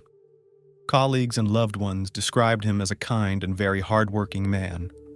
Neighbors in his neighborhood got along well with him, but Rolando always showed a distinct shyness in socializing. Karen was born March 30th, 1990, and spent her childhood and youth in Minato, in the same house where she and Rolando later established their warehouse. She was well known among the locals as an outgoing and open-minded woman. Like Rolando, Karen dreamed of a happy and successful family with a caring and devotedly loving man. However, it took her some time to find the one man with whom she could build her happiness. Before meeting Rolando, Karen had already attempted to create a happy relationship that resulted in the birth of two wonderful girls. One of her former partners, Raul Ojeda, became the father of one of them, and Karen married him in 2013. However, as time went on, that marriage was on the verge of breaking up. According to Raul, financial difficulties were one of the reasons for the conflict. Worried about his life and in search of new opportunities, Raul decided to leave his family. On the pretext of buying some necessary item, he fled the city and traveled abroad, changing buses to make it difficult to track his whereabouts. In this way, he sought to evade all attempts to locate him. In the summer of 2019, 9-year-old Elias arrived at Rolando and Karen's house. They had many plans for the near future that they wanted to spend together. However, on the morning of July 12, 2019, when Rolando came to wish his son a good morning before leaving for work, he noticed that the boy was not feeling well. The father immediately decided to take his son to the children's hospital to see a pediatrician. There, after examination, it became clear that Elias's condition is critical, and he was immediately sent to the intensive care unit. Despite the best efforts of the medical staff, little Elias died shortly after he was brought to the hospital. The amazing thing was that he left home perfectly healthy, without any unusual symptoms, and arrived at his father's house also perfectly healthy. However, the medical report was devastating. It stated that Elias died of third-degree poisoning, which caused multi-organ failure and cerebral thrombosis. These conclusions left Elias's parents in complete bewilderment, as their son seemed to be completely healthy and active, and suddenly died of an incomprehensible disease. Following their professional duty, the doctors insisted on conducting an additional forensic medical examination. However, Elias's mother and grandmother, dumbfounded by the loss, refused this procedure. Karen offered to cremate the boy's body, but Elias's mother also refused, preferring to bury her son in a private cemetery so that she could come and lay flowers on his grave. Elias's death was a blow that broke Rolando's heart. He was devastated by the unexpected loss of his youngest son. The caring and loving Karen never left Rolando for a moment. She took care of all the business, carefully supported her boyfriend, and helped him through his pain and grief. Over time, with the warmth and support of the woman he loved, the pain began to subside. 16 months after this terrible tragedy, Rolando decided to take a big step and propose to Karen. They got married, and the man was sure that this woman would always be by his side. However, their happiness turned out to be short-lived. On February 6, 2022, Karen returned home after a beauty salon and working out at the gym, and noticed that Rolando began to experience serious health problems. The next day, February 7th, she found a medical ambulance outside their home. Rolando, 35, suddenly felt very ill. After vomiting profusely, he collapsed in the living room of their home, and the housekeeper called for emergency medical help. The doctors allowed Karen to pass to her husband. When Rolando was taken to the Santa Maria clinic, his condition was critical. Despite the efforts of the medical staff, the young man passed away on February 9th. The cause of his death was severe poisoning.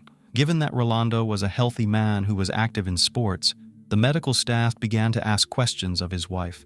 Karen confirmed that Rolando was taking medication to remove dark spots on his skin. For specialists, this information was highly suspicious. Tests revealed a significant excess of calcium oxalate crystals in Rolando's system, which is a characteristic sign of poisoning by ethylene glycol, the main component of antifreeze for cars. The investigation into this strange and unexpected death of Rolando became a high priority for authorities. The prosecutor's office was actively investigating the neighborhood where the Aquino couple lived. Neighbors became important witnesses, reporting that Karen had repeatedly given her husband some unknown medication. They were aware that she used these medications to go to a party without her husband. However, neighbors also expressed doubts about what happened to Rolando's son, which led investigators to think and consider the theory that Karen may have only wanted to temporarily sedate her husband rather than take his life. However, the findings of the Technology Crimes Unit officers completely ruled out this hypothesis. Requests for various forensic examinations were sent, and Karen, the wife of the deceased, was thoroughly questioned. Many contradictions arose during the interrogation. The investigating officers called on Karen to name the substance she had slipped to her husband before his death. The woman claimed that it was just a skin blemish remedy and that she had administered it through an IV. However, when she was asked to provide a vial of the solution, Karen said that the housekeeper had already thrown the drug away. A further interview was then conducted with the housekeeper, Claudia Cortez, who denied Karen's statement regarding the discarded vial. She also reported that she had overheard a conversation between the couple in which Rolando expressed dissatisfaction with the medication he was receiving. Karen was detained during the investigation, and her cell phone was seized. Rolando's family, friends, and teammates were shocked by the news of his death. For visitors to the Aquino couple's warehouse and other locals, it was also a shock. No one could understand what had happened or why the father of the family had bid farewell to the world so suddenly. Raul, Karen's ex-husband, was extremely surprised when rumors of a deliberate poisoning began to spread. He claimed that his ex-spouse was always affectionate and never violent towards him. After analyzing the suspect's phone, it was discovered that Karen had searched a search engine for information on the deadliest poisons and how to clear her search history. In addition, records of her 2 ethylene glycol orders from an online store were found. The Agency for Toxic Substances, as well as the U.S. Centers for Disease Control and Prevention, found that it is a synthetic substance that absorbs water and is used in the production of antifreeze. This product is odorless, has a sweet taste, and is extremely dangerous to humans. With the preliminary results of the forensic examination and all the information discovered, the prosecutor's office charged Karen with willfully poisoning Rolando with a poisonous substance diluted with orange juice. Consumption of this beverage caused Rolando's health to seriously deteriorate, and he died. A series of strange and tragic events in the Aquino family forced the authorities to take drastic action. By mid-February, with enough evidence against Karen, an aggravated murder charge was filed. In parallel, suspicions surfaced as to the cause of 9-year-old Elias's death, triggering a new investigation. The prosecutor's office decided to conduct a detailed investigation into the boy's medical history. The mother claimed that Elias was fully healthy and active, and that he had suddenly gone into a coma while at his father's house, from which he never came out. The boy's death certificate indicated that the cause was a malfunction of his internal systems and cerebral thrombosis. However, investigators persistently doubted that Elias, at age 9, could have died of such causes, especially given his overall health. The prosecutor's office requested information about possible purchases of ethylene glycol and received a response confirming that Karen purchased the poison on July 2, 2019, shortly before the boy arrived at the Aquino home. Information from Elias's relatives also confirmed that Karen insisted on cremating his body, but the birth mother rejected the idea and preferred to bury her son. The evidence gathered was enough for prosecutor Claudia Rios to file new aggravated murder charges against Karen on March 4th, related to the poisoning of Elias. On March 14th, a judge ordered pre-trial detention for the woman, who tried to appeal, but the judge rejected it, affirming that she should remain behind bars until the trial began. That trial began 10 months later and was an important step in unraveling this complex and dark story. The long-awaited trial began in the Mendoza Criminal Court, attracting public immediate attention. November 28, 2022 was the beginning of the nationwide trial of Karen Oviedo. 2 indictments were pending, The first, led by prosecutor Fernando Guzzo, concerned the murder of Elias, and the second, involving Claudia Rios, touched on the murder of Rolando. When the trial began, Rolando's eldest son, Javier Aquino, who was only 15 years old, appeared as a plaintiff, supported by counsel. Prosecutor Guzzo argued that Karen killed first Elias, and then his father by giving them ethylene glycol mixed with orange juice. This led to the severe poisoning and death of the son and father. Karen's defense representatives sought to refute the charges against her. They argued that Rolando was violent and abusive to their client, and that there was no credible evidence to support the allegations. The defense also stressed that Karen had no motive for the murder. Why would she kill Elias? Obviously, little Elias could not have posed a threat. Karen's attorney pointed out that the house, cars, and business belonged only to her. He also argued that her client had not made any purchases through her phone, and why would she have searched the internet for information about poisons when she had already used ethylene glycol to poison Elias, as the prosecutor claimed. The lawyer emphasized that while the actions that led to the deaths of the father and son are heinous, it does not give the right to indict a person until they are fully proven guilty. The defense attempted to sow doubt among the jury by arguing that the charges against Karen were false, and Karen claimed that the antifreeze purchase could have been made by her partner by hacking into her account. She also claimed she had an alibi for when her husband was poisoned. On February 6th, Karen was not at home when he began having health problems. The defendant, known to the media as the Guaymalan poisoner, was given the opportunity to speak after the initial phase of the trial was over. Judge Diego Liberty allowed her to speak, and Karen passionately argued that she was being accused of a horrific crime she did not commit. It was extremely painful for her to realize this, especially since she was the mother of 2 young daughters. The court hearing continued, and it was the turn of witness testimony that revealed new aspects of the case.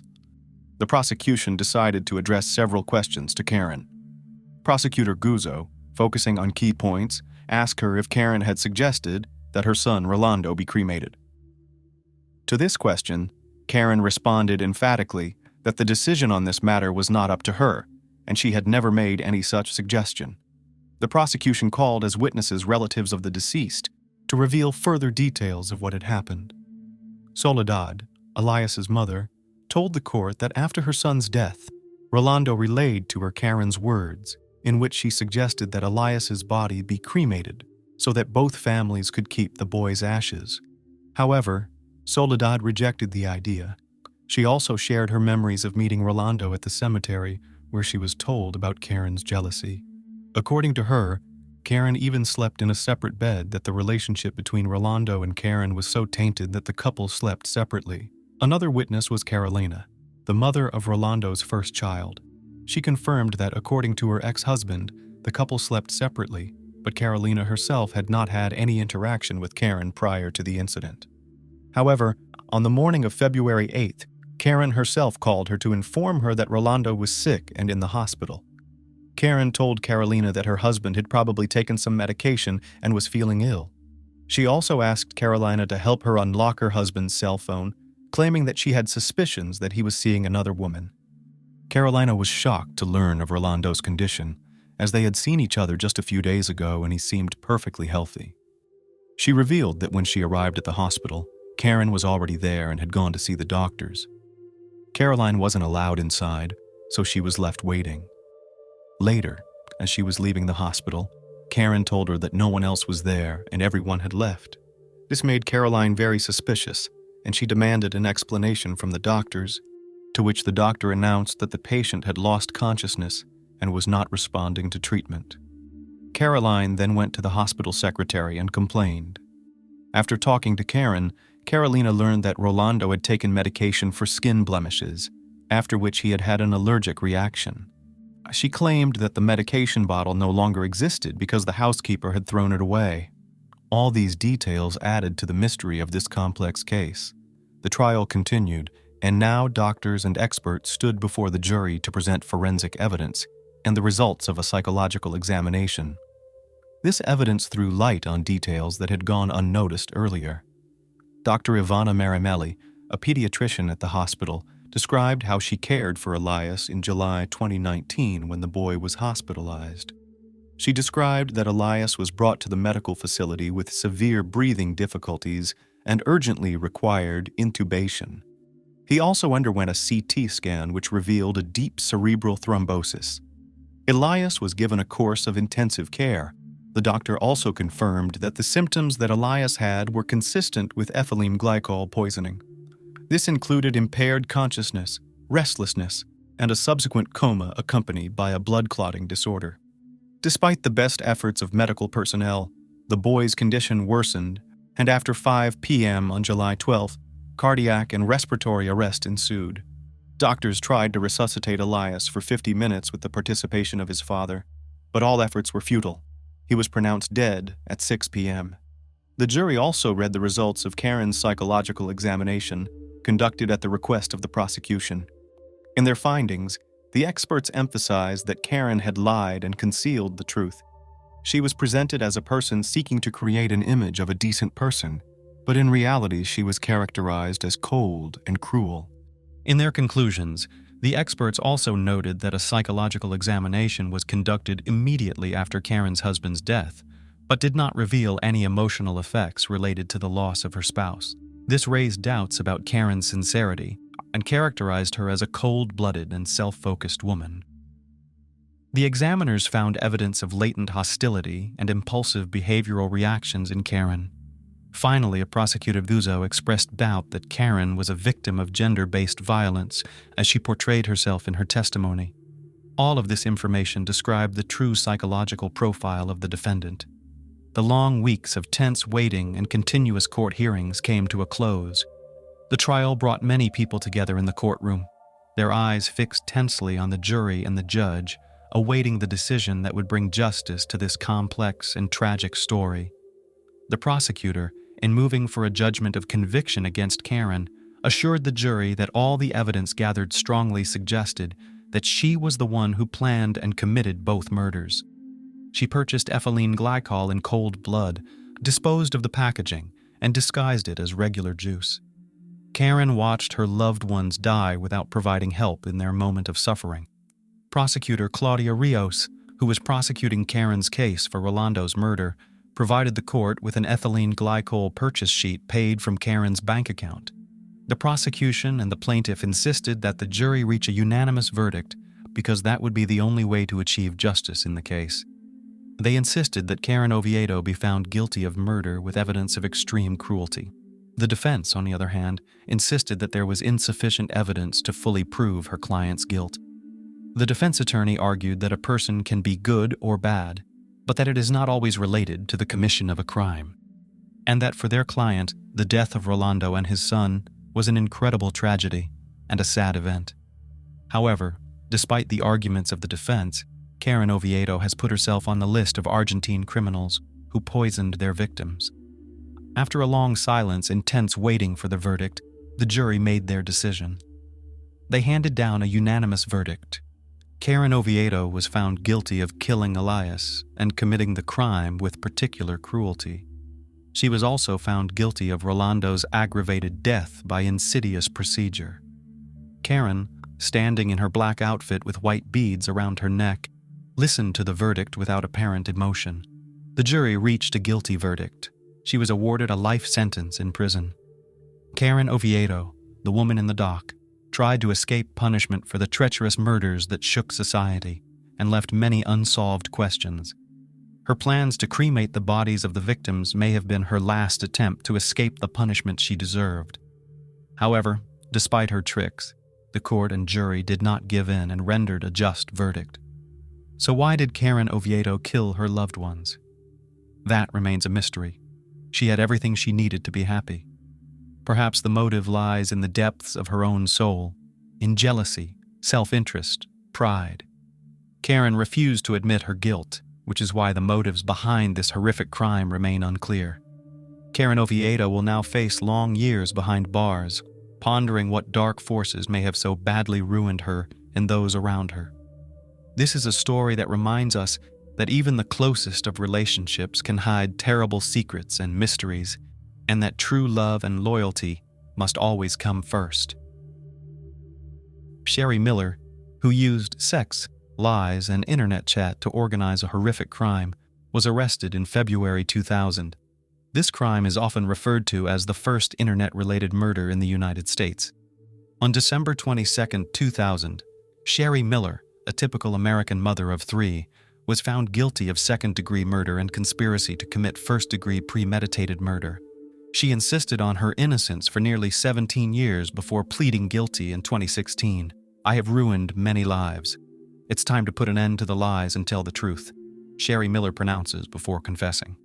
Bruce and Sherry were born and lived in Flint, Michigan, a poor town that was once an important cog in the Midwest auto industry. Sherry Paulette Keithley Miller was born October 13, 1971, and according to her, she had a very difficult childhood. The girl grew up without a father. Her mother led a dissolute lifestyle, drank a lot, and often changed men. Sherry's childhood was spent in a trailer, next to her mother's men, who often offended her. According to Sherry's words, she was abused from the age of 3 or 4. At 16, the girl was left alone. At 17, she married, became pregnant, and gave birth. The marriage broke up. Sometime later, Sherry remarried and divorced again. Her second husband, Tribby, was found guilty of second-degree child abuse for hitting his child hard. This resulted in multiple skull fractures. Sherry clearly picked the wrong men. Tribby was also tried for abusing his 6-year-old stepdaughter, but was found not guilty due to lack of evidence. Sherry was flitting from one man to another. She was on the lookout for someone who could take care of her. By the age of 26, Sherry found herself a single mother of 3 children by different men, working in a nursing home and selling Mary Kay cosmetics to make ends meet. She wasn't a beauty with model looks, but she was definitely attractive and charismatic. In 1997, the 26-year-old young woman takes a job as an accountant at B&D Auto Salvage, Bruce Miller's company. At this point, Sherry realizes that the 47-year-old successful business owner is the right man to provide her with stability and comfort. Bruce Leroy Miller was born on July 26, 1951. As a young man, he worked for General Motors for several years, as did many Flint residents. After leaving GM, Bruce continued in the auto scrapping business. In fact, he owned and operated an auto junkyard which involved taking in old cars, the parts from which were later resold.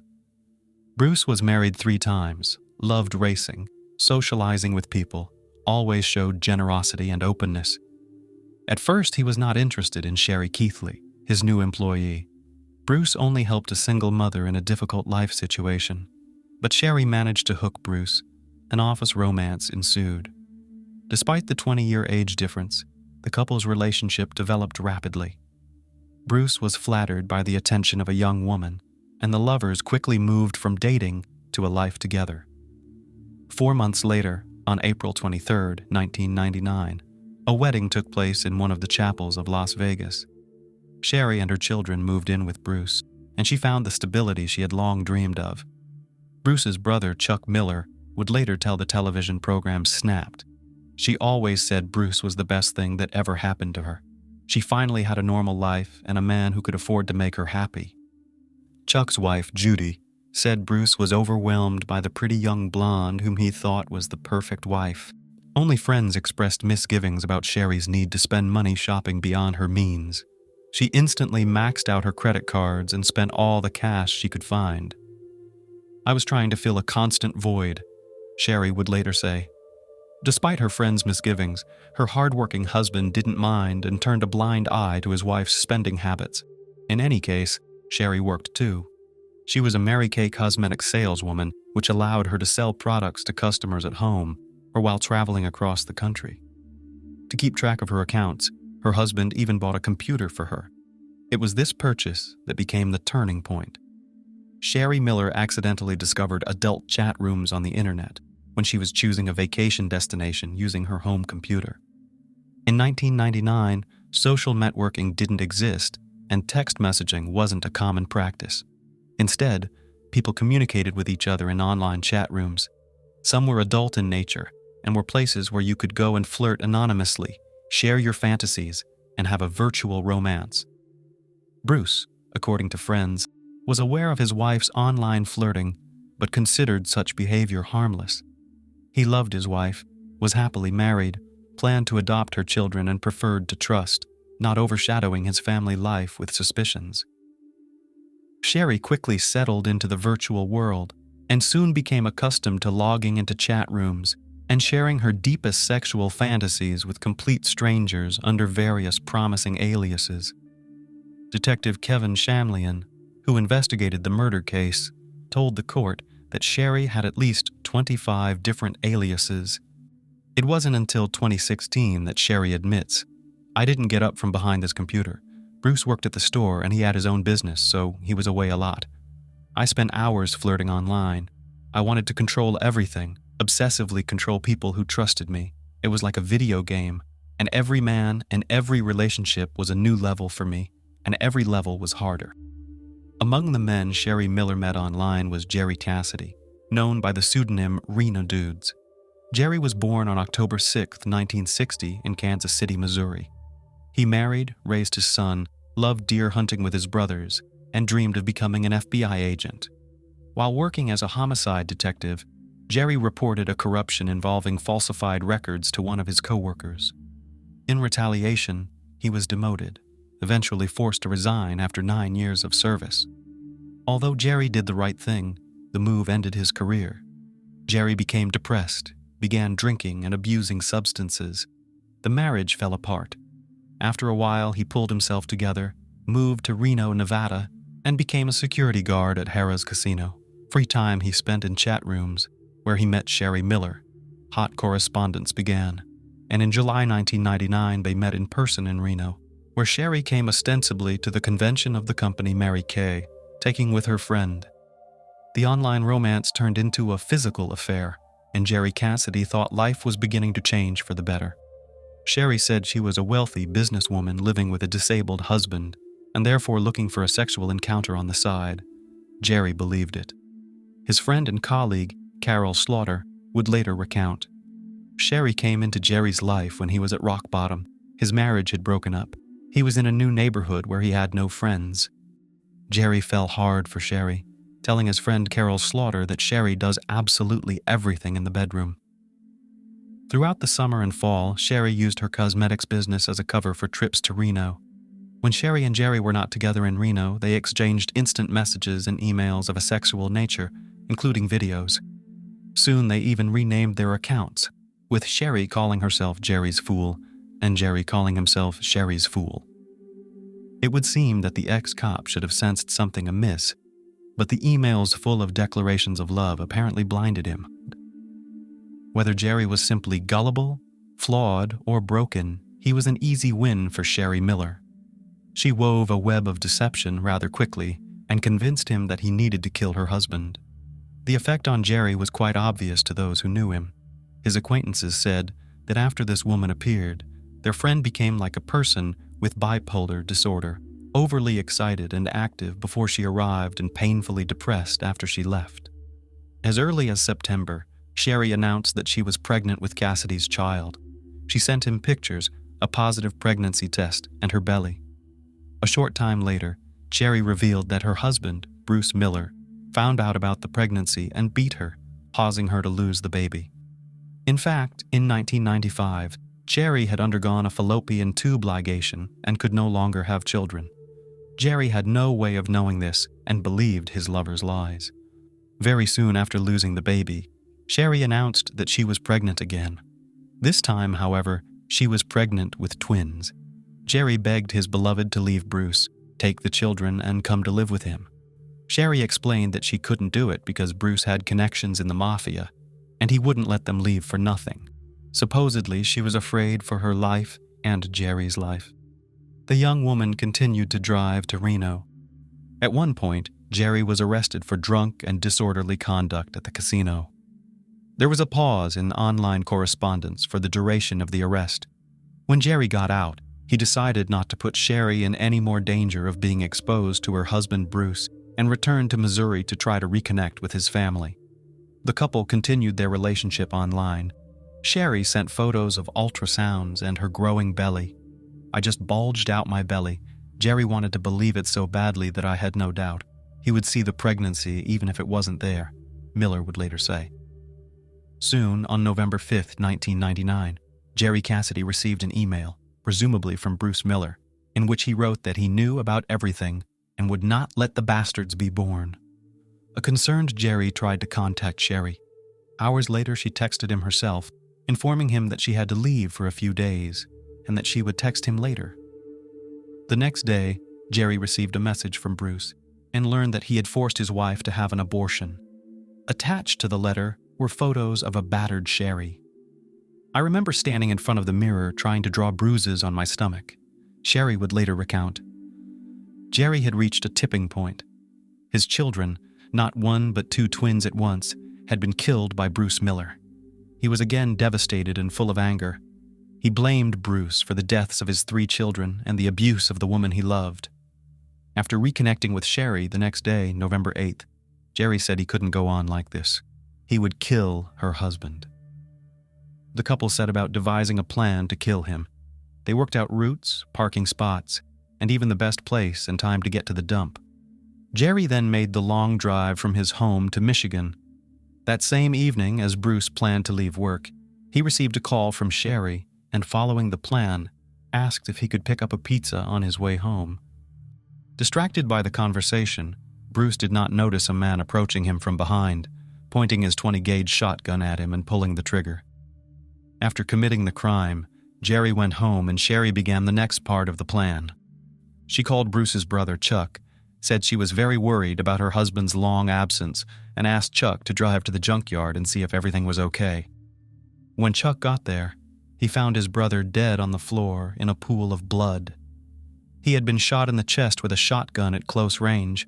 According to eyewitnesses, when Sherry learned of Bruce's death, she began screaming and crying. The crime scene was quickly discovered, but no trace or evidence of the suspect remained.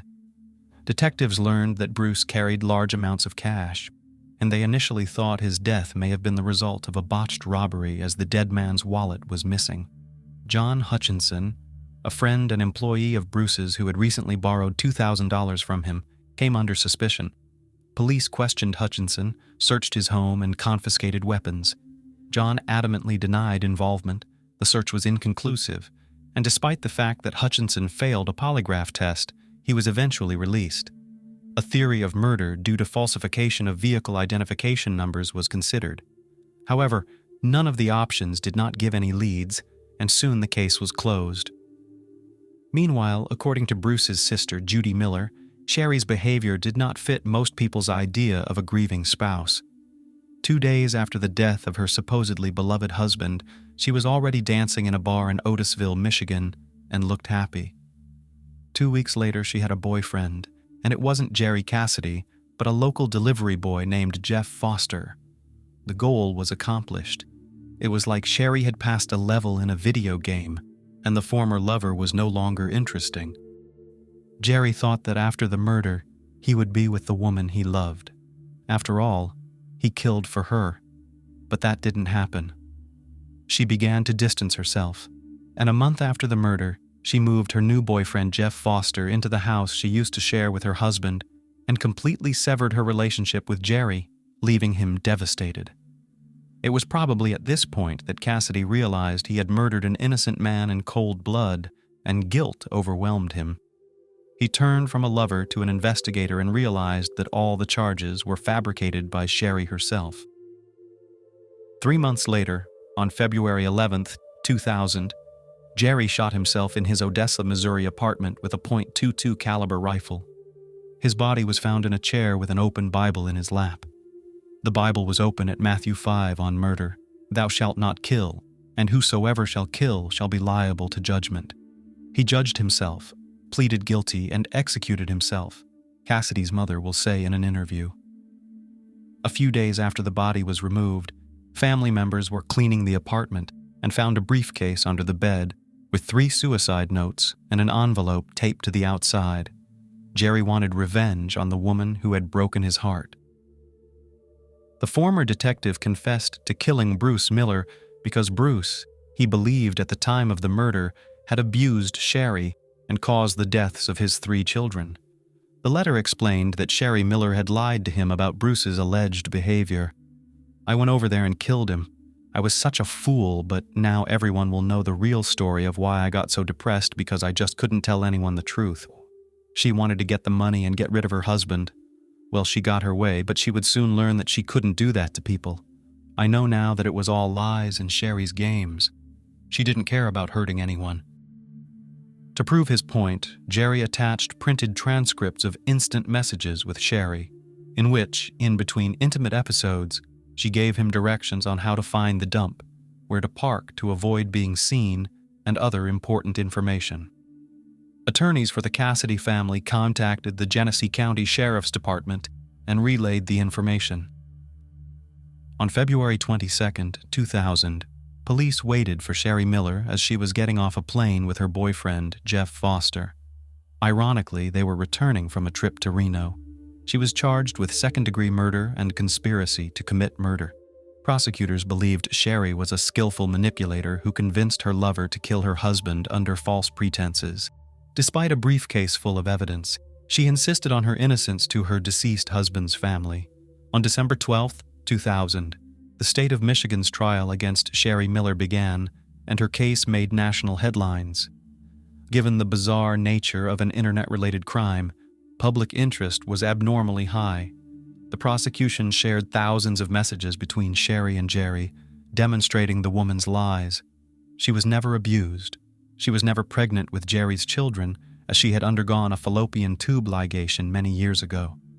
According to the prosecution's version, Sherry wanted Bruce dead because of his money, as a divorce would not have given her enough money. However, the defense said that the young woman received only a minimal amount of money after her spouse's death. She would have lived a much more affluent life during her lifetime. The defense insisted that Jerry Cassidy was seeking revenge by being in the role of an abandoned lover, so he fabricated evidence. Sherry told the jury that the sexual communication between her and her lover was just part of an online fantasy. She said she lied about her pregnancy to help Jerry deal with depression and about the abuse to convince Jerry to leave her alone.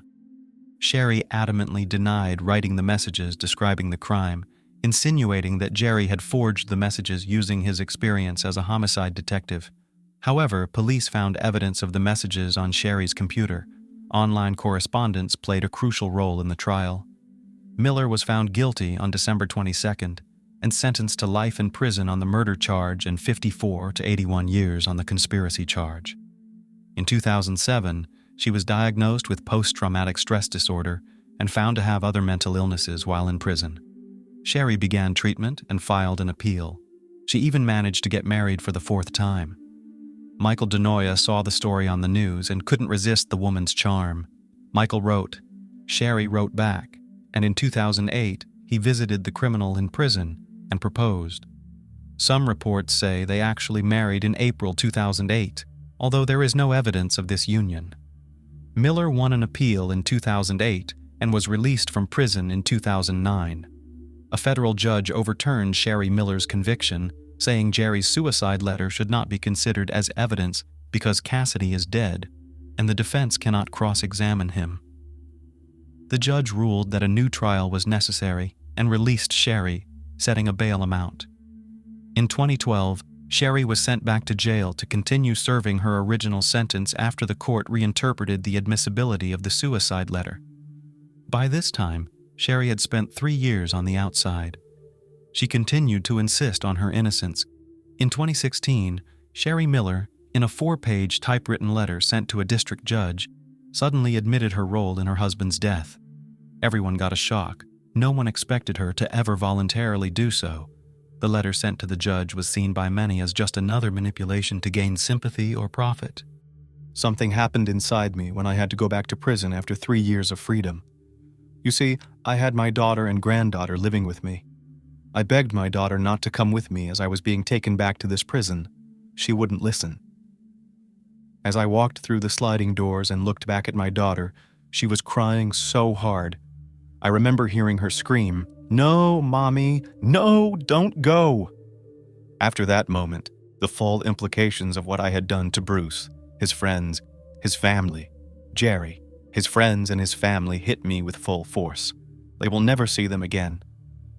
Bruce was a great man, Sherry Miller wrote of her husband. He never hurt me or my children. All he did was love us. He wanted to adopt my children. He just wanted a family. The only man who loved me, and I ordered him killed." In 2022, Sherry gave a public interview to a popular TV station. She admitted that Bruce was not involved with the mob and never abused her. She admitted that she used makeup to fake bruises and faked ultrasound scans to manipulate Jerry. According to Sherry, she didn't do it for the money. She said that she was afraid Bruce would find out who she really was and felt that it would be easier for him to be killed than to learn the truth about her. Sherry admitted that she knew about Jerry's tendency toward depression and the briefcase of evidence, but was confident that she would talk herself out of anything and could manipulate the jury and the court. She was so convinced of this that she turned down a plea bargain that could have gotten her 15 years instead of a life sentence. According to Sherry, it took a public story to find peace with herself. "It's still very hard for me to look in the mirror, realizing what I did. I've been waiting to tell the truth, and hopefully get a sense of peace from it." Sherry Miller remains incarcerated at the Huron Valley Women's Complex in Michigan. She is not eligible for parole. What keeps a marriage going when there's no love, trust, or basic respect? Some try to hold the family together for the kids. Others fear public judgment and care about others' opinions, while some are stopped by religious beliefs or a mix of these factors. But sometimes, the desire to save a marriage at any cost can turn into a horrible tragedy. The story of Jacqueline and Paul Krimble isn't unique, but it drew widespread attention due to its cruelty, greed, and cynicism. The criminal was dubbed the Black Widow and put behind bars, but her daughter confessed in a candid interview that her mother continued to ruin lives even while in prison. The relationship of Jacqueline and Paul Krimble. Jacqueline, or just Jackie Mary Bennett, was born on December 18, 1974, in County Armagh, Northern Ireland, as the youngest of two children in an ordinary middle-class family. From childhood, she was erratic, spoiled, defiant, and sometimes even aggressive. In her teenage years, Jackie's behavior got worse, becoming completely unmanageable, but her family blamed it on adolescence, hoping she'd grow out of it. In high school, she met Paul Krimble, who was 3 years older and her complete opposite in every way. But as they say, opposites attract, and this principle seemed to work perfectly here. Paul was a modest and shy young man from a religious family, a good student, considered very talented and promising. Jacqueline's boldness, energy, and confidence attracted him. She was the first, and likely the only girl he had serious feelings for. Jackie's parents approved of her choice and welcomed Paul, believing he would make their daughter more calm, sensible, and reasonable. Sometimes it seemed like her family treated Paul better than Jackie herself, accepting him as a family member from the day they met. However, Paul's parents were cautious about his choice but didn't stop the young couple's relationship.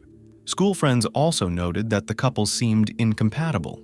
Jackie often provoked conflicts, preferring to solve them with physical force, while Paul tried to resolve everything peacefully, avoiding violence, and was considered friendly, open, and very responsible.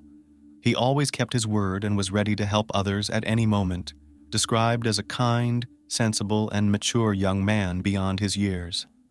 At 17, Jacqueline got pregnant by her boyfriend and immediately told him. At that time, she was in her final school year, and 20-year-old Paul was already a college student. Upon learning this, Paul immediately declared his readiness to marry her and take full responsibility for her and the child. Jacqueline wasn't ready for family life or raising a child, but terminating the pregnancy was out of the question. Neither Paul nor his religious family would allow such a grave sin. So Paul bought a ring and officially proposed to Jackie, who accepted. The couple had a modest wedding in 1992, celebrating with their closest family and friends. Interestingly, a few days before the event, Paul confessed to his best friend that he and Jacqueline were too different in every way, doubted the sincerity of her feelings, and was even afraid of her due to her temper. The groom also doubted whether he truly loved her or just felt sympathy and a sense of duty. But since he never had relationships with other girls, he had nothing to compare. His friend listened attentively and tried to dissuade Paul from marrying, warning him that he might make the biggest mistake of his life and be unhappy forever. However, Paul was determined. saying he couldn't leave a girl expecting his child. Besides, he believed that motherhood would change Jacqueline's character for the better, making her softer and calmer. In general, Paul hoped for the best, but he had no idea how wrong he was. Family life without love.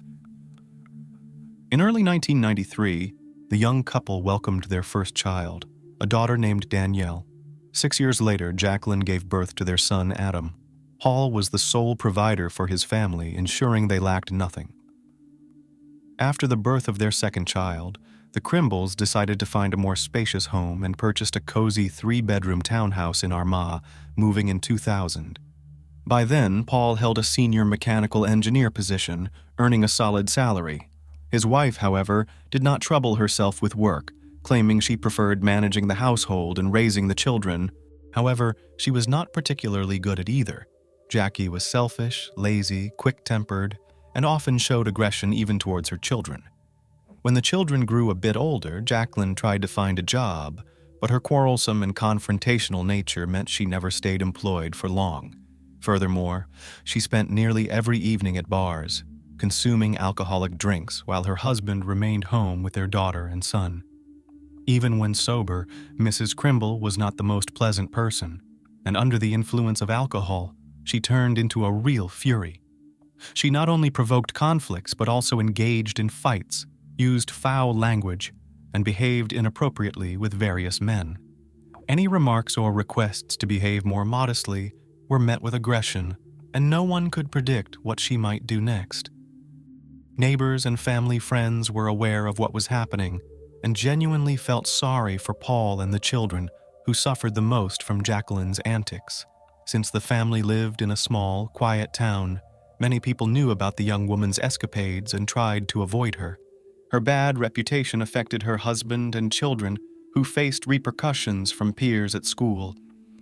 Jackie led a wild lifestyle without trying to hide it, frequently visiting entertainment venues. However, her presence there frightened not only other patrons but also the staff, who knew that her arrival inevitably meant a conflict or fight. Jacqueline kept her family in fear because she could lash out at them at any moment. Paul tried not to complain about the situation, but his friends, family, and colleagues noticed his discomfort around his wife, or even just mentioning her. He was often advised to leave this woman, but Paul feared losing the chance to see his children. In any argument, Jackie would immediately threaten to cut him off from their daughter and son. She also threatened to harm him by involving her acquaintances. These were men she regularly met at bars, who were ready to commit crimes for her sake. Paul usually yielded to his wife in such situations and kept silent. The mysterious attack. On Sunday morning, June 20th, 2004, a frightened woman called the emergency services, pleading for help. She claimed that 3 strangers attacked her and her husband in their home, beating them, tying them up, attempting to rob them, and then driving away with their car, taking her husband with them. The caller was Jacqueline Crimble, and police officers and medics immediately rushed to the address she provided. At the house, they found a woman with her hands tied behind her back with a plastic cable tie. However, her legs were not bound, leading the authorities to believe she had managed to partially free herself.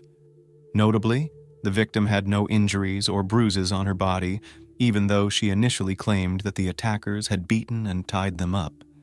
Fortunately, the couple's children were not at home, as they had been sent to spend the weekend with their paternal grandparents. According to Jacqueline, the previous evening on Saturday, she and her husband had gone to a bar to relax. They drank and returned home after midnight. However, as Paul was opening the front door, 3 figures suddenly jumped out of the darkness and pushed them inside the house. The intruders, brandishing a gun, tied up the couple, beat them, and demanded money and prohibited substances.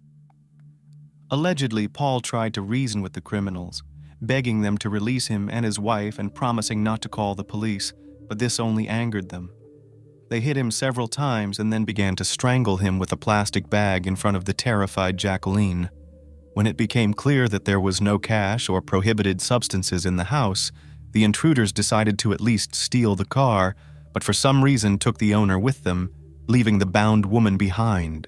After the criminals drove away with Paul, Jacqueline managed to reach the phone and call the police using her tongue. She was sure her husband might still be alive and begged the detectives to find and save him immediately. However, despite her distress, the woman appeared and acted suspiciously calm, though the authorities had no reason to distrust her at that moment. The mutilated body in the trunk. The couple's car was immediately reported missing throughout the county, and investigators began collecting evidence at the crime scene. They tried to gather any details about the attackers, but Jacqueline claimed that the criminals wore masks. She couldn't recall any distinguishing features like clothing details, speech defects, limping, or anything similar. All she could say was that there were 3 of them, and they were men. By Monday morning, less than a day after the search began, the Crimble family car was found abandoned just 3 miles from the house where the attack had taken place. It was parked in a deserted alley next to a long vacant house. Inside the trunk was the mutilated body of its owner, bearing clear signs of beating and torture. The 35-year-old man's hands were tied behind his back, his legs bound with a cable tie, and his face and body covered with numerous bruises. When Jackie was informed of the gruesome discovery, she reacted surprisingly calmly. It seemed the brutal deprivation of her husband, the father of her children, didn't bother her much. She tried to feign surprise and pain but couldn't muster a single tear and literally asked when she would get her car back within a minute. This all appeared very suspicious, prompting law enforcement to take a closer look at the young widow. The main suspect. Initially, Jacqueline's version was not questioned and was considered the only credible account. However, the strange behavior of the widowed mother of 2 led law enforcement to suspect she might be lying. Soon it was revealed that her marriage to Paul had been falling apart for a long time, and she was never a model wife and mother. Not only neighbors and acquaintances spoke poorly of her, but even her children and parents. It also came to light that Jackie had been seeing a man named Roger Ferguson for several months. He owned a farm in Armagh where he lived with his mother. She and Crimble were often seen together in various entertainment venues in town, drinking alcohol.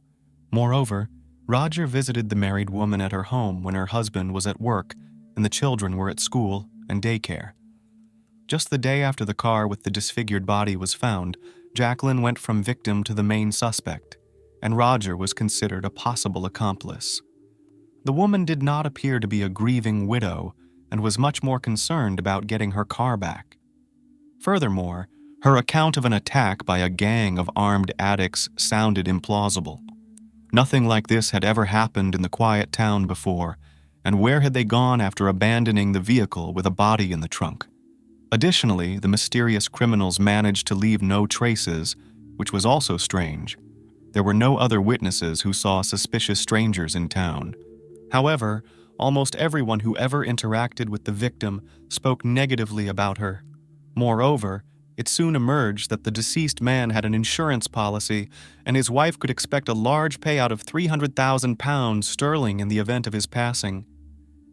Now, a real motive had appeared in this case, which could explain the crime. Investigation into the crime. Jacqueline claimed she managed to call for help by dialing on a button phone with her tongue. The device was taken for examination, and indeed, traces of her saliva were found on it. However, at the initial crime scene inspection, investigators noted the phone was on the coffee table face down. With her hands tied behind her back, there was no way she could have turned it over after the call or dialed for help if it was in that position from the start. The couple's home computer search history revealed strange queries. Someone had been looking for information on life insurance, payout amounts, and procedures in the event of the policyholders passing for months. When Jacqueline was directly asked about this, she said she knew nothing and suggested that perhaps Paul was interested in it. Roger Ferguson, who was considered a potential accomplice in the crime, had a rock-solid alibi. His mother claimed he spent the night at home because he wasn't feeling well, and around 1:30 in the morning, she was searching the home medicine cabinet for something to treat his stomach issues. Despite the elderly woman's convincing testimony, they didn't remove her son from the suspect list just yet. Police decided to track the suspect's locations on the night of the crime through their cell phone signals, discovering that Roger had not been home as his mother claimed. Instead, he was at the Crimbles' house, where he stayed for several hours. Additionally, he continued his relationship with the widowed woman, and they were seen together at a bar the day after Paul's funeral. Another curious detail was that Jacqueline and Roger visited a car dealership together, where they were looking at SUVs and inquiring about installment plans for such an expensive purchase. Roger's mother was even with them, which seemed even more suspicious. The police suspected that the lovers had already planned how they would spend the insurance payout after Paul's passing, and Roger's mother was likely aware. However, during interrogations, Jackie insisted she never cheated on her husband and certainly didn't wish him harm, but no one believed her anymore. Shortly before the tragedy, Jacqueline had started working as a caregiver in a nursing home, but lasted only a few weeks before being fired due to constant conflicts and lies. Nevertheless, she didn't tell her husband, continuing to pretend she was going to work or had night shifts while staying at Ferguson's house. The deception was accidentally revealed when Paul met one of his wife's former colleagues who told him everything. He tried to talk to his wife, but this only sparked another argument. She threatened to leave him for her lover, take the children, and forbid their biological father from approaching them. This was Paul's biggest fear, so he agreed to compromise and turned a blind eye to her infidelity. He could only confide in his closest friend, who later testified in court as a witness, recounting Paul's words. The development and execution of a devious plan. Roger wasn't particularly smart. He was strong but somewhat simple-minded and easily led. Jacqueline quickly managed to completely dominate him, manipulating her lover to do her bidding. He would readily get into a fight for her, which flattered her immensely. He was likely genuinely in love with her and believed everything she said. The woman complained to Ferguson about her husband, accusing him of being rude, cruel, and even physically abusive. Naturally, this was all lies, but with each complaint, the lover grew to despise Paul more, believing he was harming and oppressing Jacqueline and was the main obstacle to their happiness together. She implanted the idea in his mind that by eliminating her husband, all their problems would be solved, allowing them to be together while receiving a substantial sum of money for a comfortable life. About 2 weeks before the tragedy, Mrs. Crimble tried to find people willing to commit the crime for money, but after considering several options, she and Roger abandoned the idea. It seemed the lovers decided they could carry it out themselves without leaving evidence or witnesses, ensuring they kept the entire insurance payout.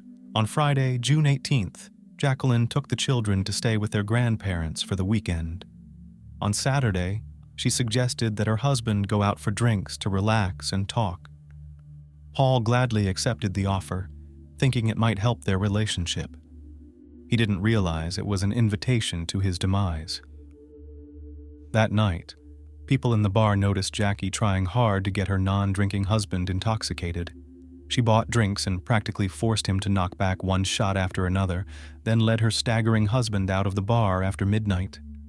They were caught on surveillance cameras, and that was the last time Paul was seen alive. This revealed a significant timing discrepancy. The bar was a 10-minute walk from the couple's home, and the attack occurred immediately upon their return, lasting no more than 15 minutes, according to Jacqueline. After that, her husband was supposedly kidnapped and driven away in their car, and she immediately called the police. However, about an hour and a half elapsed between the time they were captured on camera and the call to the police. Investigators believed this time was spent by the perpetrators covering their tracks and staging the scene of an attack by third parties. Moreover, Jacqueline apparently intentionally got her husband drunk so he couldn't resist. According to her, the criminals kicked Paul while he was down, then began to strangle him by placing a plastic bag over his head and securing it with tape.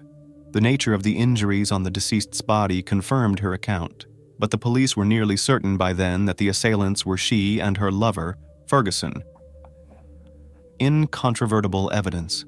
After a long and thorough examination of the crime scene, detectives found a partially erased footprint of a man's shoe, which had been obviously attempted to be cleaned, but poorly. The tread pattern matched Roger's shoes, but this evidence could be considered circumstantial. However, there were other, more substantial pieces of evidence against the criminal couple. In the kitchen trash, a cigarette butt with Roger's saliva was found, and on the cable tie that bound Jacqueline's hands was a partial fingerprint of his. Moreover, on the ties binding the deceased's hands and feet, Ferguson's fingerprints were present, and on the bag used to suffocate the victim, sweat and oil traces of both lovers were found. The investigation also uncovered another participant in this brutal crime, a minor acquaintance of Roger named Colin Robinson. Roger called him on the night of the attack, asking for a favor to help with something unspecified. The teenager drove his car, left it at the end of the street at Roger's request, and walked to the house to avoid attracting attention. When Colin realized what was happening, he wanted to run, but Roger intimidated him and by threatening with a knife, forced him to help move the body to the car and load it into the trunk. Afterward, they drove the car to a deserted place and abandoned it. Initially, the frightened young man denied his involvement in the crime, but he broke down during the second interrogation and began to confess. Trial and sentence. The investigation lasted several months. During this time, they gathered undeniable evidence, interviewed all witnesses, and obtained a confession from the third participant in the crime. However, the trial of the criminals only began in the spring of 2007, almost 3 years after Paul Crimble's deprivation of life. On May 7, 2007, Jacqueline and Roger were found guilty of a premeditated crime with the intent to obtain insurance money. The widow was sentenced to 20 years in prison, while her lover and accomplice received 18 years. The young accomplice, Colin Robinson, was sentenced to 3 years for assisting the criminals and attempting to cover up the truth. Roger's elderly mother also couldn't escape responsibility for perjury and providing a false alibi for her son. However, considering the woman's advanced age and her serious health problems, she was given only a year of probation. Revenge on her own children. Even in prison, Jacqueline continued to ruin her family's lives. She was angry that no one supported her in court and that everyone who knew her personally was relieved when she went behind bars. Even her own mother said that people like Jackie should be isolated from society forever so that they can't harm anyone. Interestingly, a few days after the funeral, Jacqueline burned all of her late husband's belongings and photos, so nothing in the house reminded her of him. Danielle somehow managed to save a couple of photos with her father. She kept them in her bedside table, and her mother simply didn't know about them. The insurance payout of £300,000, for which Paul was assassinated, went to his children. Danielle and Adam lost both parents overnight, but their troubles didn't end there. Their mother was adamantly against either her parents or the murdered husband's parents raising the children. She did everything to deprive them of guardianship rights, so the children ended up in foster care despite having living grandparents. At the time of the tragedy, Danielle was only 11, and her brother Adam was barely 5. Jacqueline managed to retain her parental rights and attempted to manipulate her children from prison. Specifically, she wanted them to publicly declare her innocence using various pressure tactics. For example, she promised to sign permission for their school trips if they visited her in prison, but she deceived them. During the visit, she demanded they testify in her favor and refused to sign the document. As a result, the brother and sister were the only ones who couldn't go on weekend excursions with their class.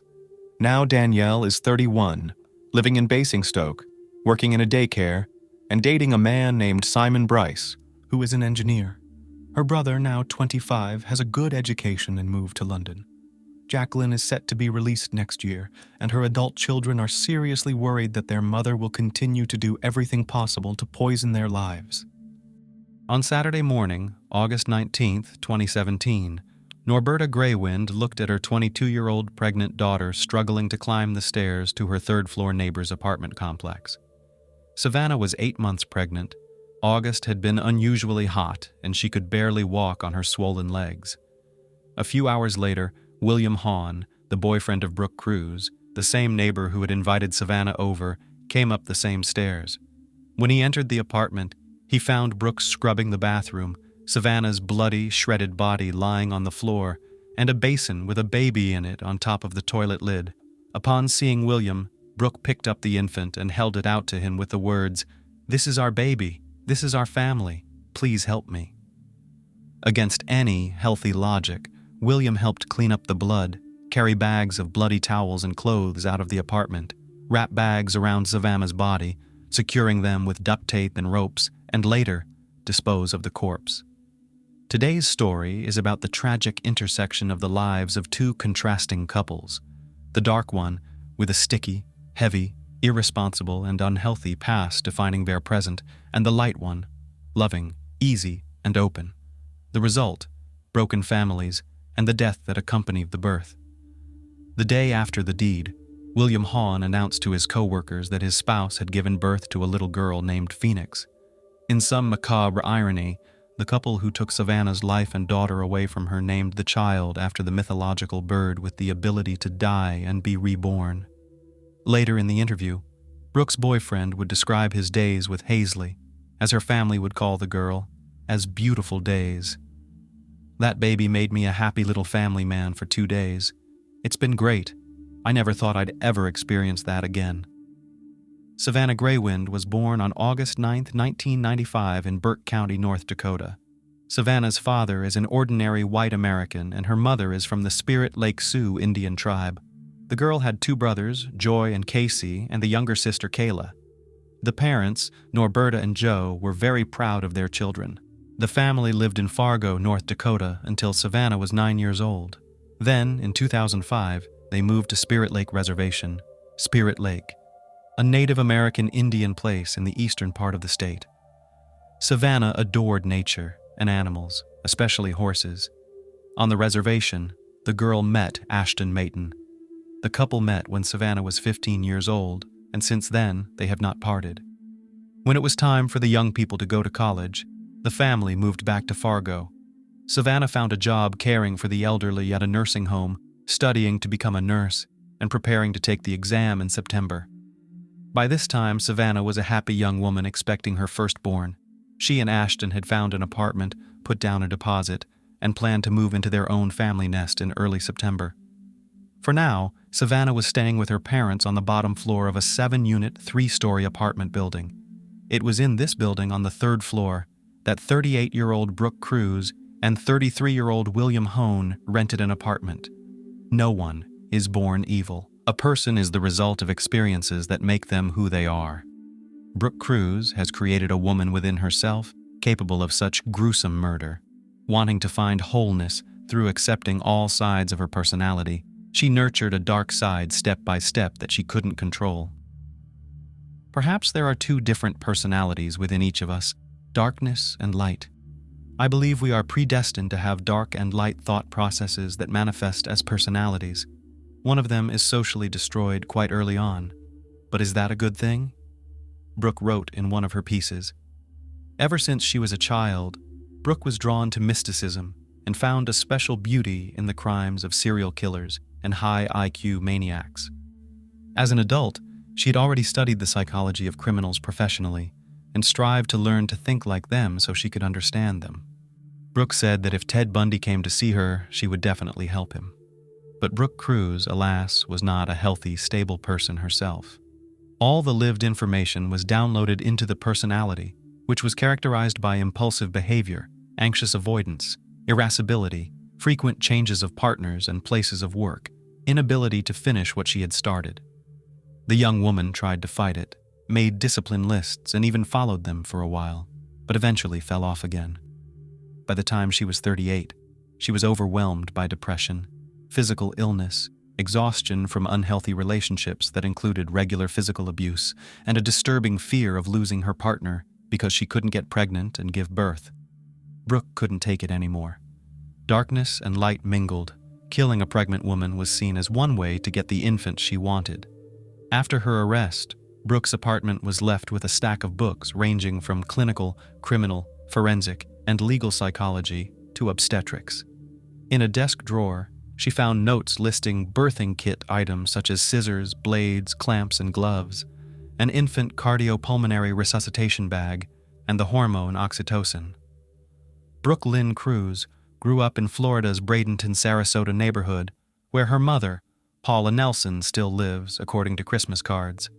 Her parents divorced, and 7 children, including Brooke, were left to live with their mother. According to the recollections of one of her sisters, the family lived quite well, according to diary entries Brooke kept throughout her later life. She had a difficult childhood, which she tries hard to forget. Transition age changed the caring, open-minded girl, made her testy but not aggressive.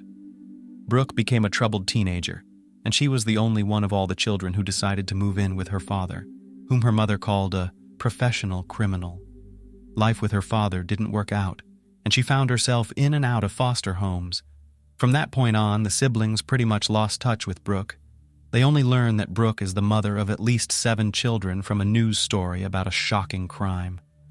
At the age of 15, Brooke met Aaron Edwards. In 1995, when she was about 17, she gave birth to a child in Pinellas County, Florida, left the infant with the father, and moved away. A court ordered the mother to pay child support, but Brooke did not honor the court order. She will remember her daughter when she turns 14, and their communication will be limited to a few Facebook messages. In the evenings, Brooke worked as a waitress at the Chinese Dragon restaurant and as a sales representative and animal specialist at the Petland Pet Store in Bradenton, Florida. In early 2002, Brooke, 23, was jailed in Missouri for falsifying documents but was released on parole. On August 31, 2002, she was arrested again and sent to jail in Hidalgo County, Texas for parole violation. In 2006, at the age of 27, Brooke married Carl Cruz, a carpenter from Minnesota. The young woman managed to give birth to 2 children and worked as an administrative assistant in her husband's carpentry shop. The marriage, in which Brooke cheated on her husband, lasted only 3 years. The couple divorced in June 2009. The custody of the children, according to the documents, became the father, and Brooke left for California without explanation. The only thing she did carefully and diligently throughout her life was to keep diaries and record all the events that happened to her. After the terrible crime, the entries became available to the press. The diaries told of a string of lovers, home births, and abortions. There was a common point in all the stories. The relationships began with heart-shaped marks around the edges, but after a while, the entries about the men changed. Each of them started playing intellectual games with me, making me feel that I wasn't good enough, not smart enough, Brooke wrote. It's impossible to say with certainty whether Brooke chose such guys on purpose or whether any of her relationships went through such trials as a result of internal problems. However, she absolutely believed that Carl was bullying her and making her look like a bad, promiscuous mother, and this fact was perceived by her as emotionally traumatizing. However, despite this perception, she returns to her now ex-husband's house after a trip to California, registers on a dating site, and begins to study psychology in earnest. On the dating site tagged, the young woman meets Andrew Murray, a chef from Katoomba, New South Wales, Australia, and decides to move to Australia in late 2011. In January 2012, in an argument that erupted over a child custody issue, Brooke grabbed a knife and attacked her ex-husband. Police arrested the woman and filed criminal charges. Brooke denied the knife attack, but chose not to wait for a court hearing and fled to Australia on false immigration papers, where she married Andrew. The Australian marriage lasted exactly 6 months. Andrew found out about her American past, husband, children, and fake immigration papers. After discovering the truth, his wife, according to Andrew, began threatening him with arrest for aiding and abetting, causing him to even go to the police and tell them everything just in case. The marriage is remembered by Andrew for the huge amount of talk about maniacs. He would later reveal that as early as 2012, Brooke was already obsessed with crime. She studied psychology and nursing, did her thesis on serial killers from her words. She was always reading books about maniacs and crime and could tell you anything about them.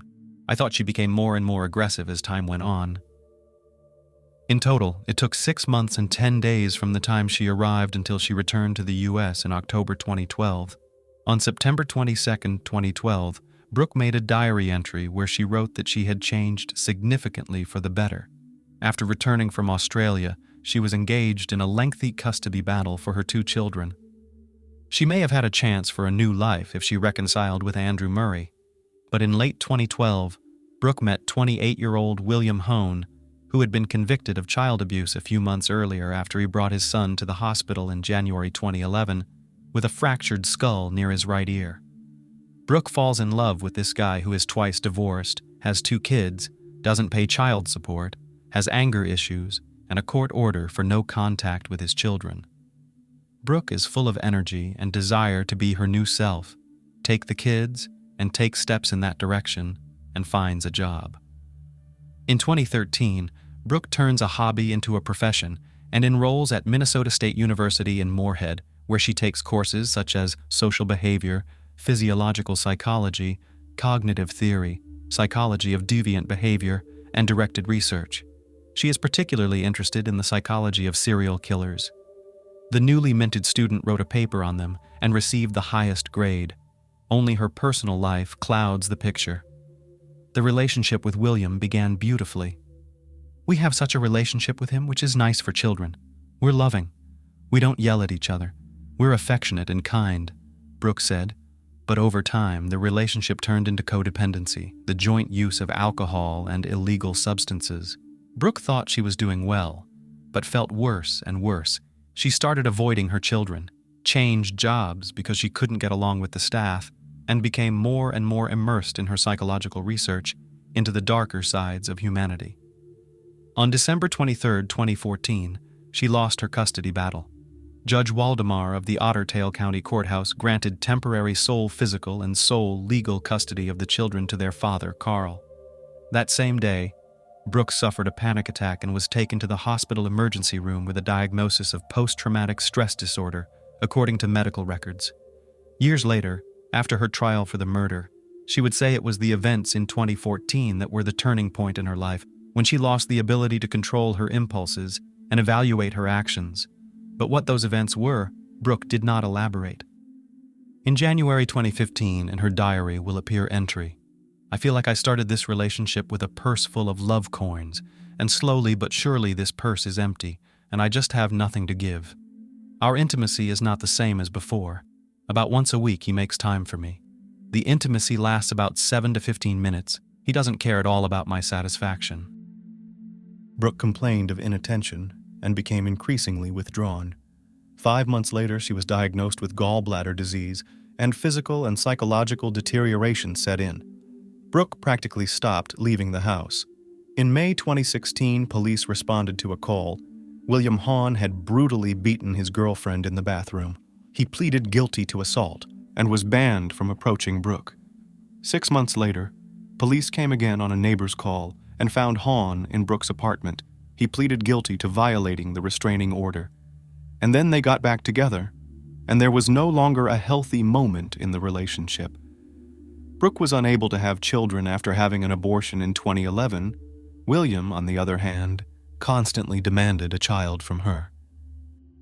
In early 2017, after another fight, Brooke lied to Hahn about the pregnancy to keep him from leaving, and even emailed a fake ultrasound picture and a picture of a positive pregnancy test. She found a recording of some random baby's heartbeat online and showed it to her partner, saying it was the heartbeat of their future child. In August 2017, they had another big fight, by which time it was obvious that there was no pregnancy, but since William had already told everyone around about the future paternity and did not want to look like a laughingstock, he literally demanded a child from his girlfriend, mentioning the pregnant neighbor 3 floors below. Brooke Cruz would later tell police officers that she took William's demand as an ultimatum and a desire to take the baby away from Savannah, even though he didn't say so directly. Brooke had medical knowledge, and she set about compiling a list of what she needed to induce labor. By now, she was used to anticipating and doing whatever her young lover wanted her to do. On a Saturday afternoon in August, Brooke knocked on the door of a downstairs apartment and offered Savannah $20 for serving as a model for a dress Brooke was supposedly sewing. Savannah accepted.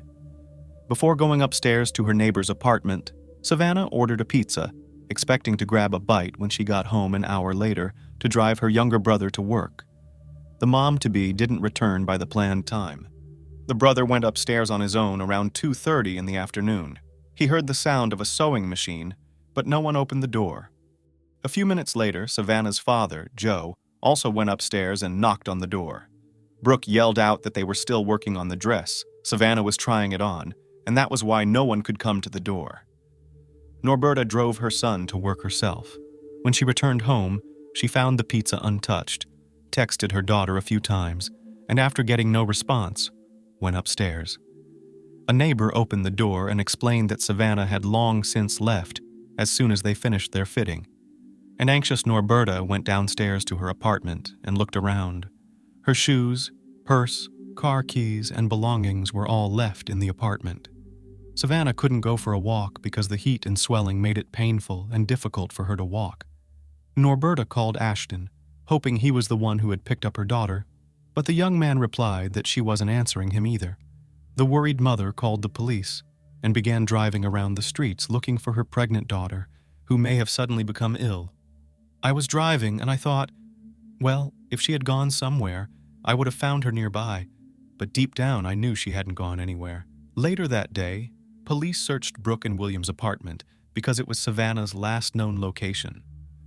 The landlady welcomed them in and did not obstruct them, but the police, lacking a warrant, did not look in closets or behind closed doors. The police department explained to the family that Savannah was of age and old enough to make her own decisions without informing family members. Because there was no evidence that any crime had occurred in or near the home, investigators concluded that the young woman had gone somewhere voluntarily. Savannah's family saw the indifference with which the department's officers were working, and it was very upsetting to them. The police returned to search the apartment 2 more times and came out empty-handed. William Hahn would later testify that during one of the searches, he hid the infant in a suitcase and Savannah's body in a dresser from which all the shelves had been removed. 2 days after the brutal murder, the couple would drive the dresser with Savannah's body to a bridge over the Red River and dump it in the water. On August 23, 2017, William's co-workers told police that he had blabbed about having a baby at home. That same day, residents of the apartment building heard a baby crying from apartment #5 and immediately notified police. The information received allowed the officers to obtain a warrant and return to the familiar apartment already, with a serious, thorough search, during which a live newborn baby girl was found. Brooke didn't hold back and revealed that Savannah herself had given her the baby 2 days after her disappearance. According to her, Savannah didn't want this baby, and that day when she came to help with sewing a dress, she asked Brooke how she could induce labor on her own. Then she left and showed up 2 days later at 3 a.m. with the baby in her arms and handed him to Brooke. The couple was arrested and Savannah was reported missing. The baby was taken to a local hospital and placed in the temporary custody of Cass County Social Services. A few days later, a DNA test confirmed parentage, and the girl was reunited with her father. For 3 more days, police and hundreds of local residents combed the valley looking for Savannah.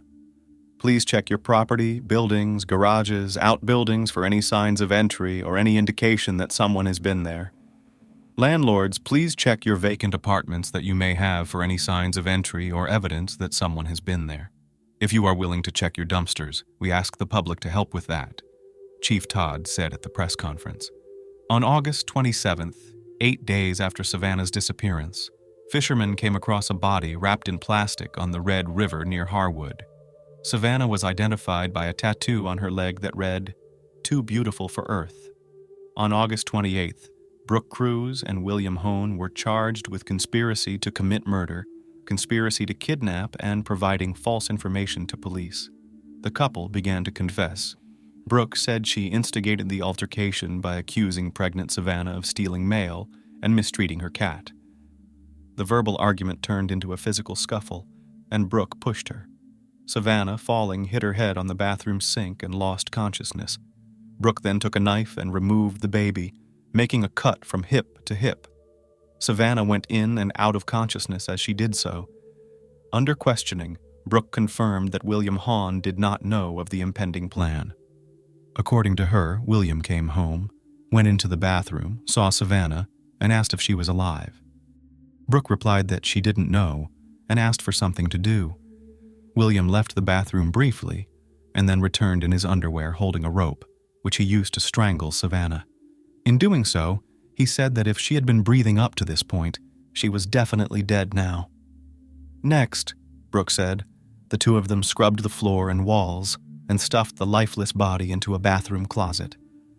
When the police knocked on the door, Brooke tried to remain calm and not worry. The officers searched the apartment but couldn't find anything. They did not have a search warrant, so the search was superficial, and the officers could not look in closets and dressers. According to the perpetrator, the child during both searches that day was under a blanket on their bed next to William. The girl was very calm and did not cry, so she was not discovered. At the time of the third inspection, August 20th, the body had already been placed inside the dresser and the infant was hidden in a suitcase. In the early morning hours of August 21st, they took the dresser down the stairs and loaded it into their Jeep Cherokee, drove it to the river and disposed of it. William Hone denied participating in the crime. He admitted only to hiding the newborn baby girl and providing false information to law enforcement in order to cover up the crime. Brooke and William were set bail at $2 million, to which William remarked that it was an unrealistic and unreasonable amount for any ordinary person. Surprisingly, he apparently thought he deserved something reasonable after Brooke Cruz was sentenced to life in prison without the possibility of parole. William's participation in the crime was not proven. During the trial, it was also revealed that Brooke's cellmate named Jennifer Robinson testified against her. According to the inmate's claim, Brooke mentioned that she was the one who strangled Savannah with a rope because she learned about Savannah and William's affair and thought that Savannah's child might have come from him. On September 28, 2018, a jury acquitted William, finding him not guilty of conspiracy to commit murder. However, on October 30th, 2018, because he had pleaded guilty to kidnapping himself, he was sentenced to life in prison. The following spring, in May 2019, William appealed to the Supreme Court. On October 7, 2019, the sentencing review trial concluded. Judge Olson, who had originally sentenced William to life in prison, stated that despite the Supreme Court's dissent, he was still going to give him the harshest sentence possible at this time, which was 20 years in prison. Given that William has already spent 775 days behind bars, he will have to serve more than 17 more years of his 20-year sentence. Baby Hazley remained unharmed despite such an unnatural delivery. The girl is now 6 years old and goes to kindergarten. Savannah's parents and the girl's father share joint custody. The grandparents maintain a public Facebook page where they post updates on how the granddaughter is living and what she is doing. The case has become a high-profile case. Norberta is convinced that her daughter's disappearance was not taken seriously because Savannah was Native American. I feel that her disappearance was not taken as seriously as the disappearance of a white woman. I've lived in Fargo almost my whole life, and I've seen how differently Native Americans are treated. After Savannah's death, Democratic Senator Heidi Heitkamp introduced a bill called Savannah's Law, which was signed into law in October 2020. The bill aims to combat violence against Native American women by improving collaboration between federal, state, and tribal authorities. Norberta commented on the passage of the bill, "It's sad that my daughter had to die for people to take Native Americans seriously." Blind rage. Did you know that with the arrival of the holidays, the number of incidents increases? Crimes, assaults, robberies. During Christmas and New Year holidays, law enforcement officers register hundreds of crimes. What is this fact connected with? Firstly, the celebrations are accompanied by mass consumption of alcohol. People lose the measure of drinking and accordingly erase the established boundaries of behavior. Even those who have not committed atrocities before lose control. The list can also be supplemented by those who have mental deviations. When the spirit of unity, peace, and love permeates everything around, this category of society feels especially lonely and depressed. By committing criminal acts, sociopaths compensate for their moral state. In this way, they resolve accumulated internal and external conflicts.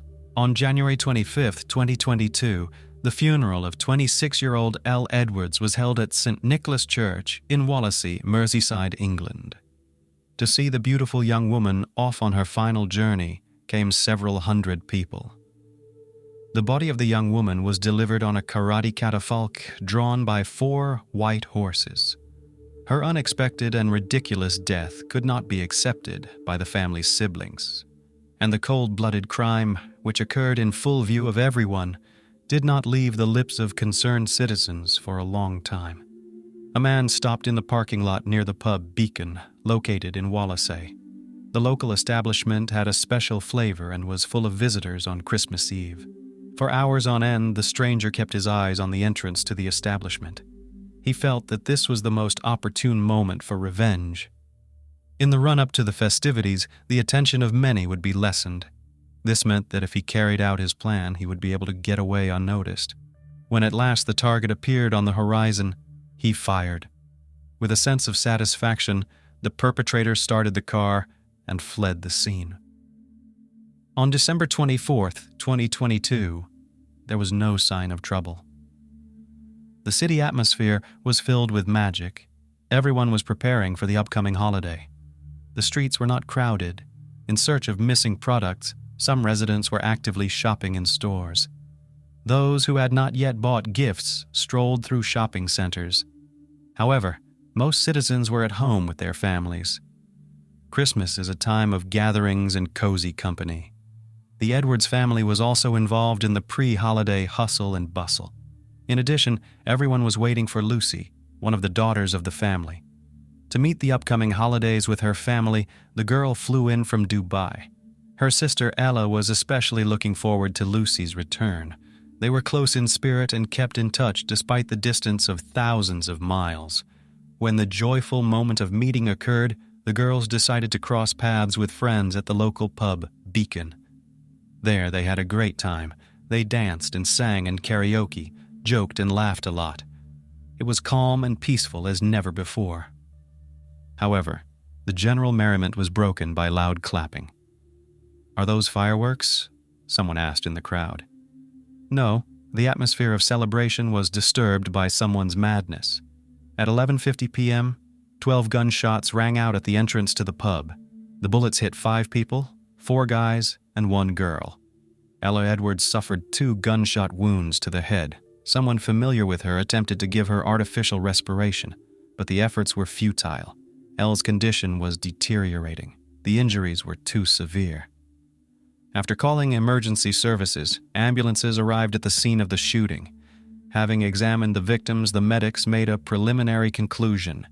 The 22-year-old suffered leg injuries, the 24-year-old guy was wounded in the arm, and the 33-year-old man's wrist was injured. The condition of 26-year-old Ella and the 28-year-old guy was deemed critical. On the way to the hospital, the unfortunate woman, without regaining consciousness, passed away. Ms. Edwards' injuries proved incompatible with life. Only a few hours before the crime, Elle had been talking to her father. "I was busy with Christmas preparations when the police reported what had happened," Tim Edwards later recalled. "It came as a real shock to our family. Everyone who knew Elle found it hard to believe what had happened. After all, she was so young and beautiful for her early demise.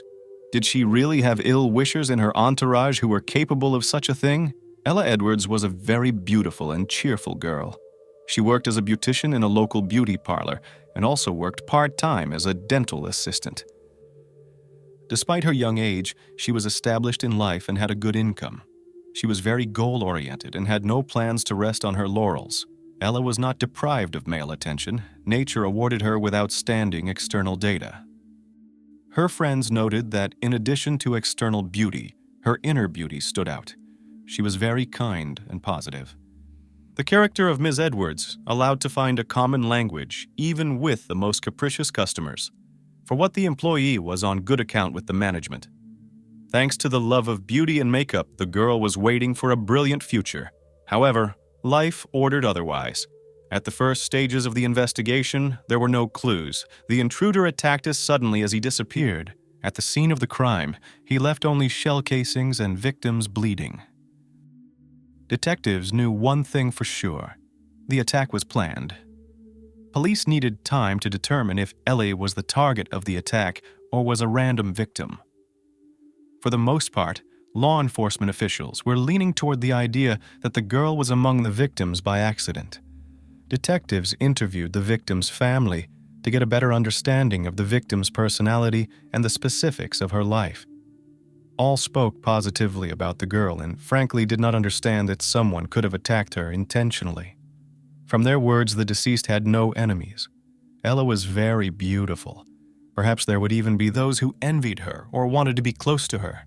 However, it is unlikely that the crime occurred on the basis of envy or jealousy. The Edwards family's words reinforced the police's speculation. The fact is that recently in the city has become not uncommon cases of strife between rival criminal groups. Sometimes, as a result of their use of firearms, innocent citizens suffered. Afterwards, the victims and witnesses of the incident were interviewed. It took a long time to check cell phone service. Officers also recovered CCTV footage from the pub. The investigation was to examine them. The authorities also contacted the media. They called on people with information to help bring those responsible to justice. Above all, this involved providing video footage from mobile devices that had been taken on the night of the incident. Any of them could show the car in which the attacker arrived. City officials held a meeting with local residents. First and foremost, they wanted to support and reassure concerned citizens. The next goal the meeting had was to convince eyewitnesses to share the data they had. It was possible that someone might have seen the moment of the attack or even known the perpetrator.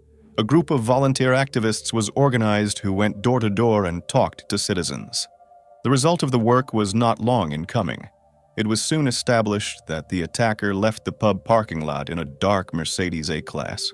CCTV cameras also showed that having pulled up to the establishment, the offender waited for some time. Apparently, he was choosing the most convenient moment for the attack. When Elle and other young people were outside, he fired shots. After that, he quickly got into a car and drove away. It was possible to establish the moment of the crime and the fact that the attacker was alone. However, it was not possible to determine where the intruder went, so detectives went door to door interviewing the residents. Hoping to identify the attacker, they described the vehicle and the circumstances of the incident. All city streets were patrolled around the clock. On December 25th, the funeral of the murdered girl was held. Despite it being Christmas Day, the site of the victim's last funeral was closed as a sign of grief and remembrance for the victims. The owner of the Beacon pub left a message on his social media page with words of support for the family of Ellie Edwards. On the same day, her father laid flowers at the door of the establishment. "To my beautiful Elle, the light of my life, you will always be with us," he whispered. Already on December 26th, 2 suspects were detained. They were a 19-year-old Rock Ferry resident and a 30-year-old man from Tranmere. The woman was taken into custody on suspicion of conspiracy to commit a felony. 2 days later, another arrest was made against another Tranmere resident. The 31-year-old man was also suspected of conspiracy to commit a felony. At the time of his arrest, the 2 earlier arrestees remained at the station. The names of the detainees were not released due to lack of direct evidence. All 3 were soon released. The police failed to prove their involvement in the crime. The locals were angry at the rampant crime and the impotence of the police. Therefore, the detectives were forced to issue a statement again. They said that the investigation would continue until the culprit was identified and punished. It was still assumed that the shooting at the Beacon pub had been caused by a feud between local gangster clans, and the unfortunate Elle Edwards was seen as a random victim. On December 30th, law enforcement reported that the 3 male victims had been released from the hospital and the condition of the critically wounded 28-year-old had finally normalized. On January 3, 2023, police reported that about 150 pieces of data were obtained during the investigation. Among them was some very important information. It was found that the bullets fired by an unknown person could have been intended for Jake Duffy and Kieran Salkeld. The boys were part of a local gang. The group could not share a territory where illegal substances are traded with a rival clan. According to information obtained from closed sources, the two were seen scuffling on December 23rd. Apparently, the two did not take the fight that took place as a looming threat to their gang. Therefore, the next day the bandits went on vacation to Mayak. By their appearance there, they put the other visitors in the gunman's crosshairs. At the same time, thanks to video surveillance systems, managed to track the car on which the criminal left the scene of the crime. However, the intruder was ahead of the detectives. New Year's Eve turned out to be as turbulent as Christmas. The police station received a report of a fire near the Beacon pub. When officers arrived at the scene, they found a car matching the description of the wanted vehicle.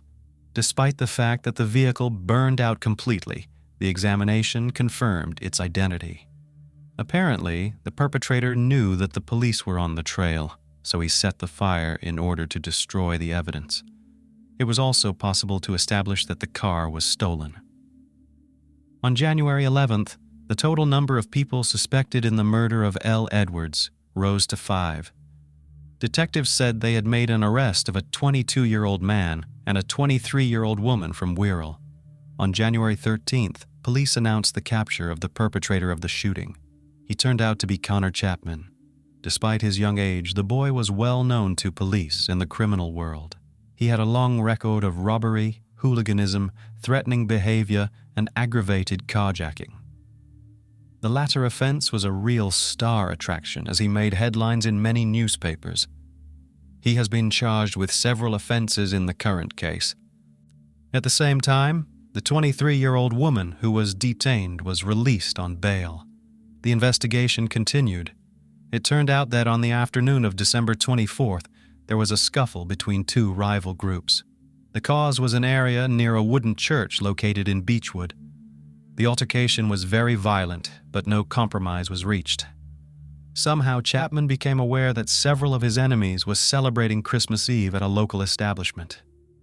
Instead of spending his first Christmas outside of prison in 4 years with his family, Connor opted for revenge. So L. Edwards really was in the wrong place at the wrong time. And Chapman wasn't acting alone. Investigators managed to find out the name of another defendant in the case. It was 20-year-old Thomas Waring. The guy was taken into custody. He was charged with possession of firearms and assisting a criminal. During a search of Thomas's home was found significant evidence for the investigation. It was a videotape taken before the incident. It shows Connor picking up a gun and saying he was going to get even with someone. After the shooting, the perpetrators hid the stolen car. Later, in order to confuse the investigation, they ordered a cab under an assumed name. At around 5 a.m., the criminals returned to the place where they had hidden the Mercedes.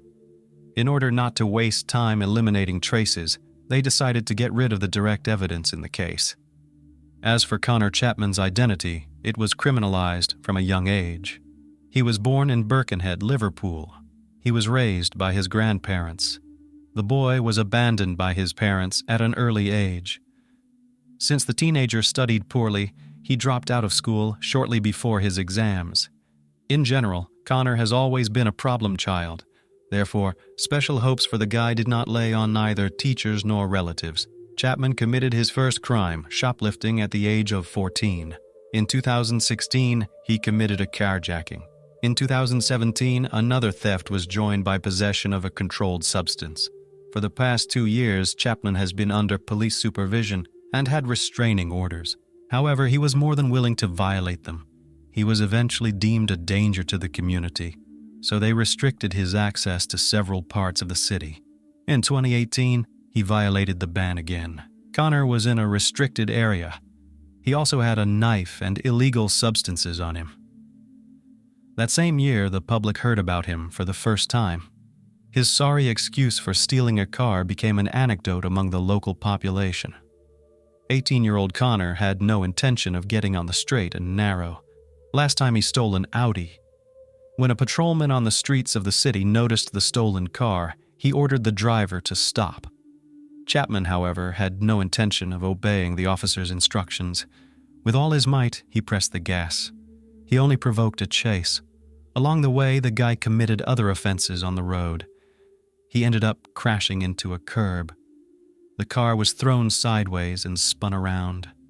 As a result, the carjacker was forced to leave the cabin. After not traveling a great distance, the runner was caught. The patrol caught up with Connor in the bushes. In his defense, he said he was expecting a buddy. His phrase later became a catchphrase. At trial, the defense fiercely argued for Chapman's freedom. The defense argued that the guy was under the influence of bad company, and also claimed that he was diagnosed with ADHD and a number of other mental disorders. This report was issued by a private specialist during the trial. The lawyer insisted that Connor was innocent and needed to be released. Thus, he was sentenced to 8 months in juvenile prison. Upon release, he was also brought a driving ban. This was a fairly minor punishment for a repeat offender who had 14 convictions for 30 criminal episodes. The young criminal clearly had no intention of stopping and spit on all societal rules. In January 2220, Connor went on trial again. This time, he was sentenced to 10 months in prison for being caught in a public place with pockets full of illegal substances. After serving his sentence, he was arrested again for 5 episodes of the offenses. At the same time, Chapman boasted of questionable accomplishments. He proudly claimed that he spent more time in prison than he did on the outside. Eventually, by the time he was 20 years old, he had received 19 convictions for 43 felonies. 6 months before the horrific incident at the Beacon pub, Connor was tried again. The lawyer insisted that the guy had realized everything and was finally ready to reform. Chapman himself confirmed the words of the stitch-up. As mitigating circumstances, the lawyer cited the impending birth of Connor's girlfriend.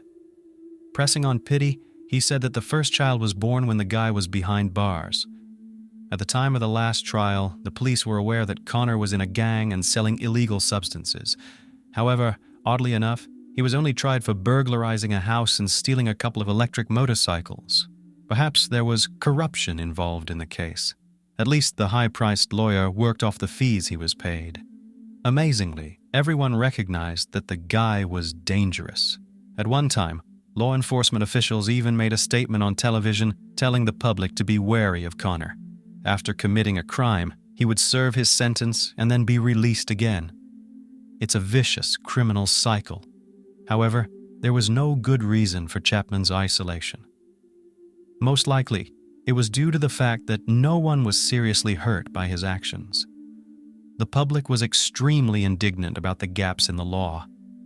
It appeared that nothing could be done with hardened criminals until they maimed someone or killed them. On June 13, 2023, the trial of Connor Chapman began at Liverpool Crown Court.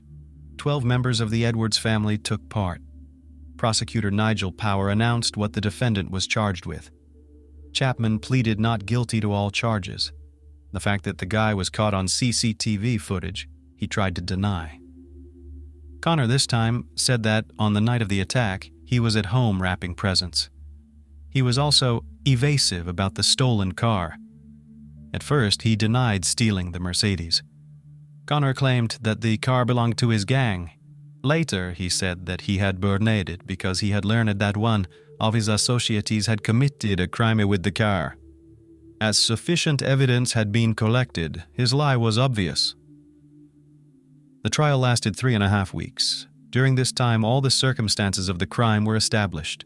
The real reason for the shooting on December 24th in a local pub was rage and revenge, which Chapman could not control. In fact, he didn't care who got in the way at the time of the massacre of Jake Duffy and Kieran Salkeld, members of a rival gang.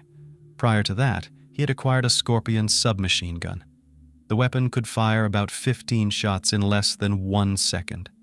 Connor jumped into the stolen car and drove to the Beacon. Before firing the shot, he kept surveillance for 3 hours. In the meantime, the security camera captured Elle happily socializing with friends. She even left briefly to go into another pub before taking her sister Lucy home and returning again. At 11:47 p.m., the girl showed up outside again to have a smoke. To her misfortune, she found herself next to Chapman's targets. At this time, Connor was just in the parking lot. His long brown hair was visible on camera, as well as his face covered by a hood or balaclava. A short time later, as he heeled toward his car for further escape, he fired 12 shots. The resulting wound rendered Ella unconscious and fell on top of Salkeld. Thus, Elle Edwards received bullets that were not meant for her.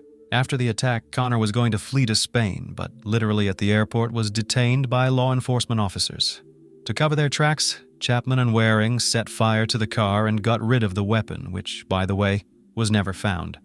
However, traces of Connor's DNA were found on one of the shell casings, which indicates that the defendant loaded the gun before firing it. During the search of his home, red gloves were found which were clearly visible on the pub's CCTV footage. They were also found to have his DNA on them. All of these facts linked Chapman to the massacre that took place. By the way, while the perpetrator was awaiting sentencing, both of his attack targets were behind bars. Before the jury of 5 men and 7 women went to discuss the verdict, Tim Edwards was given the opportunity to speak. He said he had been forced to view CCTV footage before the trial. "It's horrible to see your daughter die and not be able to prevent it. I will never forget it.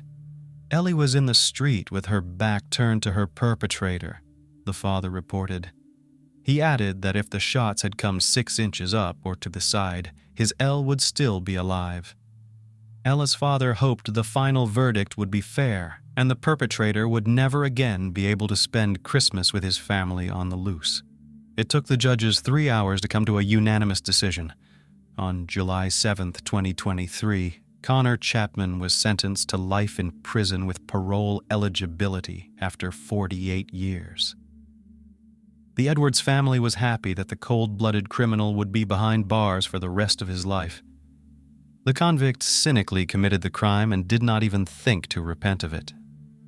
It was proved at the trial that the pub shooting was the culmination of a feud between the Woodchurch and Beechwood estate gangs on both sides of the M53. Thomas Waring was also found guilty of all charges against him. He was sentenced to 9 years in prison by the court the same month. Such a short sentence was probably due to the fact that the lad, unlike Chapman, had little criminal experience. The public was outraged. Innocent citizens were once again caught up in criminal disputes. They were even angrier that potentially dangerous gang members often served minimal sentences. Prohibitions, which are used by the courts as additional penalties, have little effect. This became particularly evident in the case of Connor Chapman. The lad was subject to a ban on being on the premises where the pub was located, as well as a ban on driving. To ensure the safety of the public, they proved ineffective.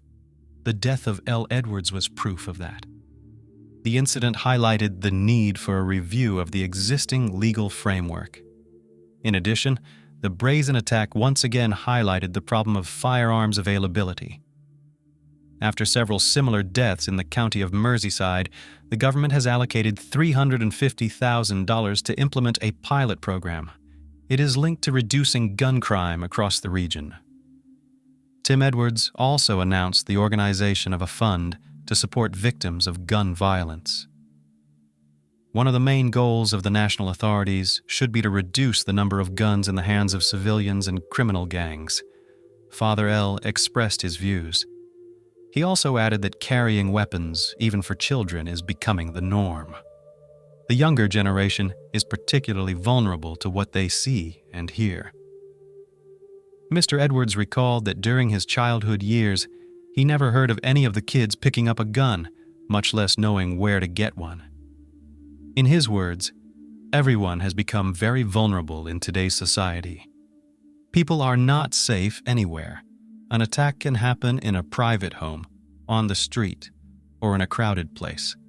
A prime example of this was the party at the Beacon Pub on Christmas Eve 2022. A celebration that should have been full of joy and warmth for Elle Edwards turned into an irreparable tragedy.